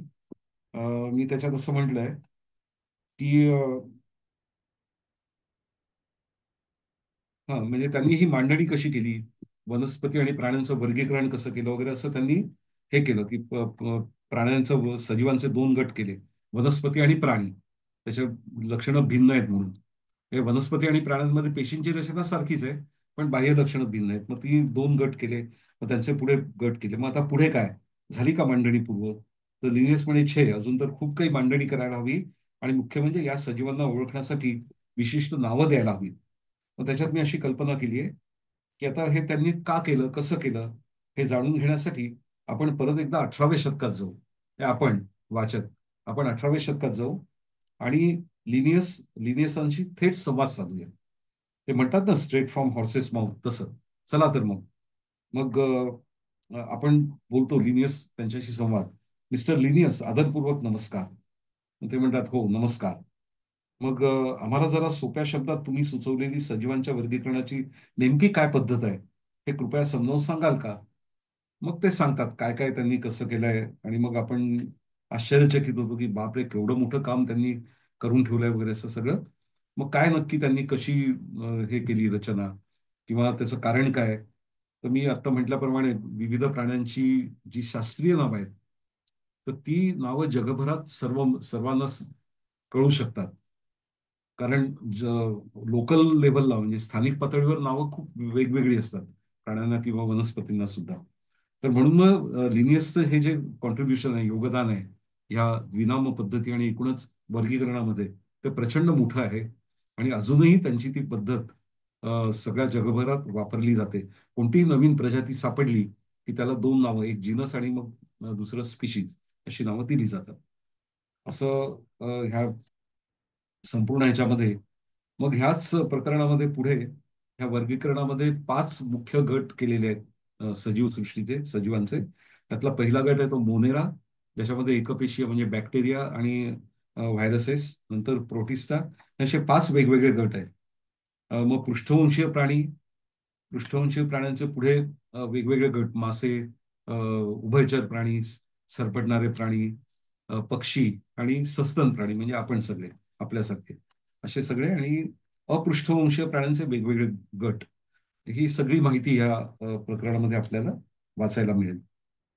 आणि त्याच्यामध्ये नंतर मी ह्या सगळ्यांना सपोर्टिंग ही जे सगळी, आता ह्याच्यातही मी एक असं केलंय की आता उदाहरण एक पटकन घेतो. अ, पहिलं जे आहे मोनेरा, किंगडम मोनेरा असं त्याला म्हणतो, मोनेरांचं राज्य. तर मी अशी कल्पना केली की आपण त्यांच्या राज्यात प्रवेश केलेला आहे. हा, त्यांची माहिती घेणं किंवा त्यांच्याबद्दल जाणून घेण्याकरता. आणि मग ते म्हणतात, "नमस्कार, मी या राज्याचे रहिवासी, ज्यांना तुम्ही मनुष्यांनी आर्किया आणि जीवाणू किंवा बॅक्टेरिया असं नाव दिलंय. आमच्या या राज्यात तुमचं स्वागत." अशी सुरुवात करून मग त्यांची लक्षणं किंवा त्यांची माहिती, मग किती प्रजाती आहेत वगैरे. आणि शेवटी त्याच्या शेवटी असं केलंय, इतकंच नाही तर लिनियस यांच्या द्विनाम पद्धतीनुसार तुम्ही म्हणजे आपण मानवानी आमचं नामकरण देखील केलं आहे. तुम्ही आहातच लिनियसची जिनियस पिढी. असं ते प्रत्येक गटाचं वर्णन ते आपण त्यांच्या राज्यात जातोय आणि ते आपलं स्वागत करतायत आणि मग ते त्यांची माहिती सांगतायत की आम्ही कोण आहोत, आपली ओळख करून देतात सगळी, त्यांची लक्षणं सांगतायत. अशा तऱ्हेने ह्याची मांडणी मी केलेली आहे या पुस्तकामध्ये, ह्या प्रकरणामध्ये. आणि त्याला सपोर्टिंग रंगीत चित्र दिलेली आहेत. तर ती चित्र सगळी एकत्र एकाच आपल्याला एकत्र दिलेली आहेत, ते जास्त सुलभ जावं म्हणून. आणि प्रत्येक चित्राचे जे फोटो आहेत किंवा त्याच्यामध्ये दिलेले हे आहेत, तर ते कोणत्या पृष्ठ हे त्याचा रेफरन्स त्याच्यामध्ये दिलेला आहे. तर हे झालं सगळं. मग पुढचं आहे विविधतेचा अफाट पसारा. किती प्रचंड प्रमाणात विविधता कुठे कुठे आढळते आपल्याला. म्हणजे आपण देवाबद्दल म्हणतो की ईश्वर चराचर म्हणजे सर्वत्रच आढळतो, कुठेही जा तुम्ही. तसंच जीवसृष्टीचं आहे. आणि ईश्वर म्हणजे काय शेवटी? हे सगळी जीवसृष्टी. तर पृथ्वीच्या कोणत्याही भागात तुम्ही जा, तुम्हाला तिथे जीवसृष्टी आढळते. माफ करा, इथे जरा कॉन्ट्रास्ट, हे फॉन्टचा रंग आणि ते मॅच होत नाहीये. मी वाचून दाखवतो. "वसुंधरेचा थाटच न्यारा, विविधतेचा अजब पसारा. उत्तर दक्षिण गोलार्धात." हा, म्हणजे उत्तर गोलार्ध असेल, दक्षिण गोलार्ध असेल, विषुववृत्ताच्या सान्निध्यात पृथ्वीच्या मध्यभागी, उंच उंच पर्वतरांगात, खोल खोल दर्याच्या अंतरंगात, वसुंधरेच्या पोटात म्हणजे जमीन खाली, जमिनीखाली, इकडे तिकडे चोहीकडे विविधतेचा अफाट पसारा, विविधतेचा अफाट पसारा. प्रचंड प्रमाणात विविधता आपल्याला सर्वत्र आढळते. पृथ्वीच्या कानाकोपऱ्यामध्ये कुठेही जा, तर हे सगळ्या ह्याचं वर्णन, ह्याची जी व्याप्ती आहे विविधतेची, त्याचं वर्णन सगळं ह्या प्रकरणामध्ये केलेलं आहे. नंतर ह्याचं पुढचं जे प्रकरण आहे ते खूप महत्वाचं आहे. अ, विविधता एक जागतिक सहकारी बँक. हा, कारण विविधतेपासून मिळणारे हे जे सगळे रिसोर्सेस आहेत, यांची इकॉनॉमिक व्हॅल्यू मानवाच्या दृष्टीने प्रचंड आहे. हे आपलं जे अस्तित्व आहे एकूणच, ते केवळ ह्या विविधता किंवा विविधतेमुळे उत्पन्न झालेले नैसर्गिक रिसोर्सेस, ह्याच्यामुळे आपलं अस्तित्व टिकून आहे. त्यामुळे ही एक जागतिक सहकारी बँक अशी कल्पना करून त्याची कविता एक अशी केली आहे: मनुष्य उतला मातला, निसर्ग संपत्तीवरच घाला घातला, आणि कारणीभूत ठरला आपुल्याच विनाशाचं. निसर्गाचे अमाप धन, त्याचे कराहो रक्षण, अन्यथा होईल भक्षण आपुल्या मनुष्य प्रजातीचे. विविधतेचा बहुमूल्य ठेवा, निसर्गाच्याच बँकेत जपून ठेवा. निव्वळ व्याजापोटी मिळणारा परतावा आयुष्य आपले सुखी करेल. म्हणजे आपण जे काही रिसोर्सेस वापरतोय, तर ते आपण पैसे जसे बँकेत जपून ठेवतो, तसे हे रिसोर्सेस आपण बँकेत जपून ठेवले, तर त्यातनं मिळणारं जे व्याज आहे, त्याच्यावरच आपलं आयुष्य अतिशय सुखी होऊ शकतं. गरिबी हटावचा नारा कागदावरच दिसतो बरा. विविधतेची ही बँक समृद्ध करा, गरिबी आपोआपच हटेल. म्हणजे विविधतेमध्ये इतकं पोटेन्शियल आहे, हे जे रिसोर्सेस आहेत सगळे, त्याची इकॉनॉमिक व्हॅल्यू किंवा आपल्या मानवाच्या दृष्टीने त्याची जी सर्व्हिसेस आपल्याला मिळतात इकोसिस्टीम मधनं किंवा ह्या जीवसृष्टीकडनं, ती इतकी प्रचंड आहे की त्याच्यावर आपलं संपूर्ण जीवन आपण ऐशारामात जे जगतोय ते ह्याच्यामुळे. तर ह्या प्रकरणामध्ये ह्या सगळ्या गोष्टींचा उहापोह सगळा केलेला आहे मोठ्या प्रमाणात.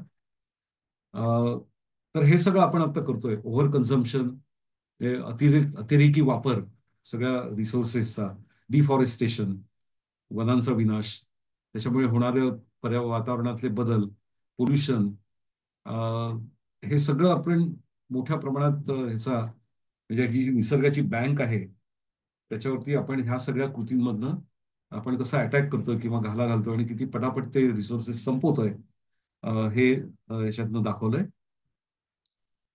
नंतर पुढचं प्रकरण आहे तो विविधतेचा विनाश, किती मोठ्या प्रमाणात विनाश होतोय. विनाशाच्या उंबरठ्यावर विविधता आणि आपण होमोसेपियन्स. इथे सुरुवात अशी केली आहे: नको नको रे माणसा, असा निष्ठुर होऊस, कुऱ्हाडीचं धारदार पात नको आम्हावरी चालवूस. नको नको रे मानवा, असा निष्ठुर होऊस, पशु पक्ष्यांचा आसरा नष्ट नको रे करूस. नको नको रे मानवा, असे सापळे रचूस, वन्य प्राण्यांचा हत्यारा असा नको रे होऊस. नको नको रे मानवा, असा निष्ठुर होऊस, विविधतेची हानी अशी नको रे करूस. नको नको रे मानवा, असा कृतज्ञ होऊस, निसर्ग देवतेचे ऋण असे विसरू नकोस. त्याला सपोर्टिंग काही चित्र आहेत. हे आपण सगळ्या वेगवेगळ्या पद्धतीने, म्हणजे आपल्याला निसर्गाने एवढं विपुल दिलेलं आहे किंवा देऊ केलंय. आणि त्याच्यामध्ये त्याच्यात मी एक अजून एक थोडस ह्या घेतलंय. अ, बाबूजींचं एक गाणं आहे प्रपंच सिनेमातलं, तर त्यातल्या काही ओळी आहेत: पोटापुरता पसा पाहिजे नको पिकाया पोळी, देणाऱ्याचे हात हजारो दुबळी माझी जोडी. निसर्गाकडे द्यायला प्रचंड आहे, हजारो हात आहेत, पण मला दोनच हात आहेत, मी किती घेणार? तर हे आपण आपल्याला उमजत नाहीये की आपल्या मर्यादा आहेत, आपल्याला अतिशय लिमिटेशन्स आहेत, तरी आपण प्रचंड प्रमाणात निसर्गाचा विनाश करतोय, प्रचंड प्रमाणात रिसोर्सेसचा वापर करतोय. हे सगळं कुठेतरी थांबवायला पाहिजे. आणि निसर्ग देवतेचे जे ऋण आहे आपल्यावर, हे आपल्याला विसरायला नको. तर हे सगळं ह्या प्रकरणामध्ये अ, विविधतेचा विनाश किती मोठ्या प्रमाणात आपण करतो आहोत, त्याची सगळं संपूर्ण माहिती आणि त्याला काय काय कारणीभूत आहे, शिकारी वन्य प्राण्यांच्या होतात, पैशांच्या हव्यासापोटी आपल्याला माहिती आहे. आणि असं सगळं त्या सगळ्यांचं वर्णन ह्या प्रकरणामध्ये केलेलं आपल्याला आढळेल. आणि नंतर हे आता शेवटचं प्रकरण आहे. तर ह्याच्यामध्ये विविधता संरक्षण आणि संवर्धनाचा वसा घेतलेली शहाणी माणसं. म्हणजे आता ह्याच्या आधीच्या प्रकरणात किंवा त्याच्या आधी निसर्गाची जागतिक सहकारी बँक किंवा हा विनाश, तर हे खूप निगेटिव्ह झालंय सगळं. आणि त्या फॅक्ट्स आहेत, म्हणजे वास्तव मांडण्याचा प्रयत्न केला. पण सगळं इतकं निगेटिव्ह आहे का खरंच? इतकं आपण निराश होणं किंवा हताश व्हायला पाहिजे का? तर नाही. त्याच्यामध्ये आशेचे किरण देखील आपल्याला दिसतात. अनेक संस्था, अनेक व्यक्ती आज जगभरात कार्यरत आहेत आणि ज्या आपापल्या परीने निसर्गाच्या संपूर्ण एकूणच संवर्धनामध्ये, संरक्षणामध्ये खूप मोठ्या प्रमाणात योगदान देत आहेत. तर घेतला आम्ही वसा हा जिविधतेच्या रक्षणाचा उतरणार नाही, मातरणार नाही, घेतला वसा टाकणार नाही. तर ह्या शेवटच्या प्रकरणात काही पॉझिटिव्ह गोष्टी ज्या होत आहेत निसर्ग रक्षण करण्याच्या दृष्टीने, आमची पर्यावरण दक्षता मंडळ ही संस्था आहे जी गेली 25 वर्ष ह्याच ह्याच हेतूनी, ह्याच उद्देशाने कार्यरत आहे. आणि तर तर ह्याच्यामध्ये सुरुवात मी केली आहे. अ, आपल्या सगळ्यांना हे परिचित दृश्य आहे. बिश्नोई पंथ जो राजस्थानमध्ये 15व्या शतकात निर्माण झाला. गुरु जांबोजी नावाचे त्यांचे गुरु होते. आणि अमृतादेवी नावाच्या स्त्रीनी जेव्हा त्या एक तिथल्या राजाच्या सैनिक, त्याचं सविस्तर वर्णन मी ती गोष्ट याच्यामध्ये केली आहे, दिलेली आहे, की ते झाड तोडायला येतात, त्यांच्या भागातलं जंगल तोडायला येतात राजाचे सैनिक. तर ह्या बायका जाऊन त्यांना सांगतात की ही झाडं आमची रक्षक आहेत, आमच्या जीवनाला आवश्यक आहेत, तुम्ही तोडू नका. पण ते ऐकत नाहीत. मग त्या स्त्रिया अमृतादेवी आणि ते ते प्रसिद्ध कथा आहे ती, त्या झाडांना मिठ्या मारतात, म्हणजे चिपको आंदोलनाची सुरुवात जी 15व्या शतकात झाली. आणि ते राजाची आज्ञा असल्यामुळे ते सैनिक त्या स्त्रियांचा शिरच्छेद करतात.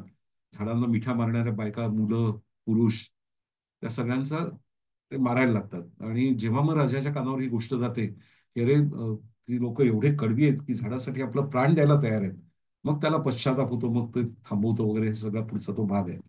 तर त्याच्यामध्ये ते 15व्या शतकात 1451 साली जन्मलेल्या जंभेश्वर यांनी वयाच्या 34व्या वर्षी बिश्नोई पंथाची स्थापना केली. अतिशय कट्टर निसर्गप्रेमी आणि निसर्गाचे संरक्षक म्हणून ही जमात, हा पंथ अजूनही कार्यरत आहे.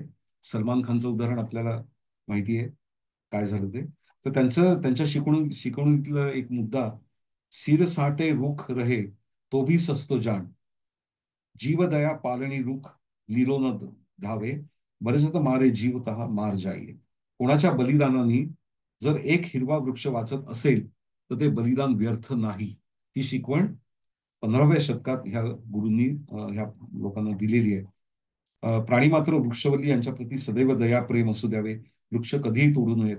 सजीवाची हत्या थोपवण्यासाठी तुम्ही जीवाचा आटापिटा केला तरी समोरची व्यक्ती जर ऐकत नसेल तर आत्मबलिदान करणं हा उत्तम पर्याय असेल. तर हे ह्या सगळ्या कथा, मग नंतर राजा अशोक आणि बौद्ध धर्मामध्ये देखील ह्या सगळ्या निसर्ग संरक्षणासाठी अनेक त्यांनी कार्य केलेलं आहे.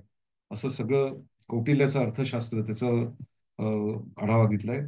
कौटिल्याचं अर्थशास्त्र, सम्राट अशोक त्यांनी बौद्ध धर्माचा स्वीकार केल्यानंतर काय केलं. सगळ्या धर्मांमध्ये म्हणजे मुस्लिम असो, ख्रिश्चन धर्मामध्ये सुद्धा पोप फ्रान्सिस यांनी भारतीय संस्कृतीच्या वसुधैव कुटुंबकम या संकल्पनेशी मिळती जुळती लॉडोतो सी on care for our common home अशी संकल्पना त्यांनी मांडलेली आहे. तर हे सगळं प्रेषित मोहम्मद यांनी देखील संसाधनांचे संरक्षण, शाश्वत वापर, वृक्षारोपण, सर्व प्राण्यांबद्दल करुणा आणि स्वच्छ आणि सुरक्षित वातावरण राखण्याची शिकवण दिली आहे. पण मग मुघल आणि ब्रिटिशांच्या राजवटीत विशेषतः भारतातल्या नैसर्गिक संसाधनं आणि विविधतेची अपरिमित हानी झाली. तर आता 20व्या आणि 21व्या शतकामध्ये जागतिक पातळीवर काय काय होत आहे, घडून येत आहे, काय काय घटना घडत आहेत, किंवा काय काय कायदे केलेले आहेत. भारत सरकारने हा जैवविविधता रक्षणासाठी काय काय कायदे केले आहेत आणि त्याची त्याची सगळी सविस्तर माहिती ह्या प्रकरणात दिली आहे. आणि शेवटी काही सक्सेस स्टोरीज. तर त्याच्यामध्ये एक उदाहरण मी 2-3 उदाहरणं अशी दिलेली आहे. सीस्केप नावाची संस्था आहे, कोकणामध्ये कार्यरत आहे, प्रेमसागर मिस्त्री यांची. तर ते गिधाडांचं संरक्षण आणि संवर्धन करणारी खूप अतिशय उत्तम कामगिरी ती मंडळी सगळी करतायत. अशी काही उदाहरणं, सक्सेस स्टोरीज, की सगळं काही व्यर्थ नाहीये. अनेक लोक संवेदनशील आहेत, जागरूक झाले आहेत, जगभरात आहेत, भारतात तर आहेतच आहेत. आणि प्रत्येक जण आपापल्या परीने आपापला वाटा उचलतोय. आणि आपापलं कार्य करतोय. आणि सगळ्यात शेवटी अत्यंत महत्वाचं एक म्हणजे मला जे असं वाटलं करावंसं, ते म्हणजे प्रसिद्ध असलेलं, आपल्या सगळ्यांना माहिती असलेलं आणि प्रसिद्ध असलेलं छत्रपती शिवाजी महाराजांचं आज्ञापत्र. हे अतिशय प्रसिद्ध असं डॉक्युमेंट आहे, ज्याच्यात त्यांनी सांगितलंय की झाडं झाडांचं महत्व एकूण त्यांनी विशद केलेलं आहे. तर असं सगळं हे शेवटच्या पृष्ठावरती हे आज्ञापत्र आपल्याला दिसेल. तर एकूण हे पुस्तक, तर याच्यावरती माझं भाग्य असं पुन्हा एक, या दोन अतिशय ऋषितुल्य व्यक्तिमत्वांना प्रत्यक्ष भेटून माझं पुस्तक त्यांना भेट देण्याची संधी मला मिळाली. हे डॉक्टर माधव गाडगीळ, अतिशय प्रसिद्ध पर्यावरण तज्ज्ञ, निसर्गतज्ञ, त्यांच्याबद्दल पद्मभूषण, आणि अतिशय विद्वान, आणि पश्चिम घाट पश्चिम घाटामध्ये प्रचंड मोठं काम त्यांनी केलेलं आहे. आणि हे श्रीद महाजन, आणि त्यांना आपण बापू महाजन या नावाने जास्त ओळखले जातात, प्रसिद्ध वनस्पती तज्ज्ञ. अ, आणि त्यांची देखील मगाशी मी उल्लेख केला की अनेक पुस्तकं आहेत या याच्यावरती. तर पुण्याला त्यांच्या घरी जाऊन त्यांना हे पुस्तक भेट देण्याचं मला एक चांगली संधी मिळाली. नंतर ही काही परीक्षणं याच्यावरती आलेली, हे महाराष्ट्र टाइम्समध्ये आलेलं. बिपिन देशपांडे नावाचे माझे मित्र आहेत, शास्त्रज्ञ आहेत खूप मोठे, आणि अतिशय उत्तम विज्ञान लेखक आहेत. म्हणजे वैज्ञानिक लेखन याच्या बायोटेक्नॉलॉजीच्या संदर्भात अतिशय उत्तम आहेत. त्यांचे अनेक लेख मटा आणि इतर ह्याच्यामध्ये येत असतात. नंतर ह्या संगीता कुलकर्णी, कवयित्री आणि लेखिका आहेत. तर त्यांनी लिहिलेलं हे परीक्षण आहे ठाणे वार्तामध्ये. नंतर सामना मध्ये मनीष वाघ त्यांनी लिहिलेले सामनामधलं परीक्षण, हे संगीताताईंनीच ठाणे वैभव आणि वृत्तप्रकाश नावाच्या वर्तमानपत्रामध्ये लिहिलेलं हे परीक्षण आहे. तर असं हे सगळं एकूण हा सगळा जीवसृष्टीचा प्रवास या पुस्तकाच्या माध्यमातून मांडण्याचा मी प्रयत्न केलेला आहे. सृजन संवाद प्रकाशनाचं हे पुस्तक आहे, त्याची किंमत आहे ₹500. आणि हे पुस्तक तुम्हाला पाहिजे असेल तर तुम्ही गीतेश शिंदे किंवा मला संपर्क करा. मी तुम्हाला पुढे ते कुठे कसं मिळवायचं पुस्तक ते मी तुम्हाला सांगू शकेन. Amazonवर पण हे पुस्तक उपलब्ध आहे. तर असा हा सगळा ह्या पुस्तकाचा प्रवास मांडण्याचा मी प्रयत्न केला. मला माफ करा, बोलण्याच्या भरात वेळेकडे लक्ष नव्हतं माझं. जास्त वेळ झालाय. आय होप की आपण सगळ्यांनी या पुस्तकाबद्दल जाणून घ्यायचा प्रयत्न केला असेल, आणि याला अजून चांगला प्रतिसाद मिळेल अशी मी अपेक्षा करतो. आणि इथे थांबतो. धन्यवाद.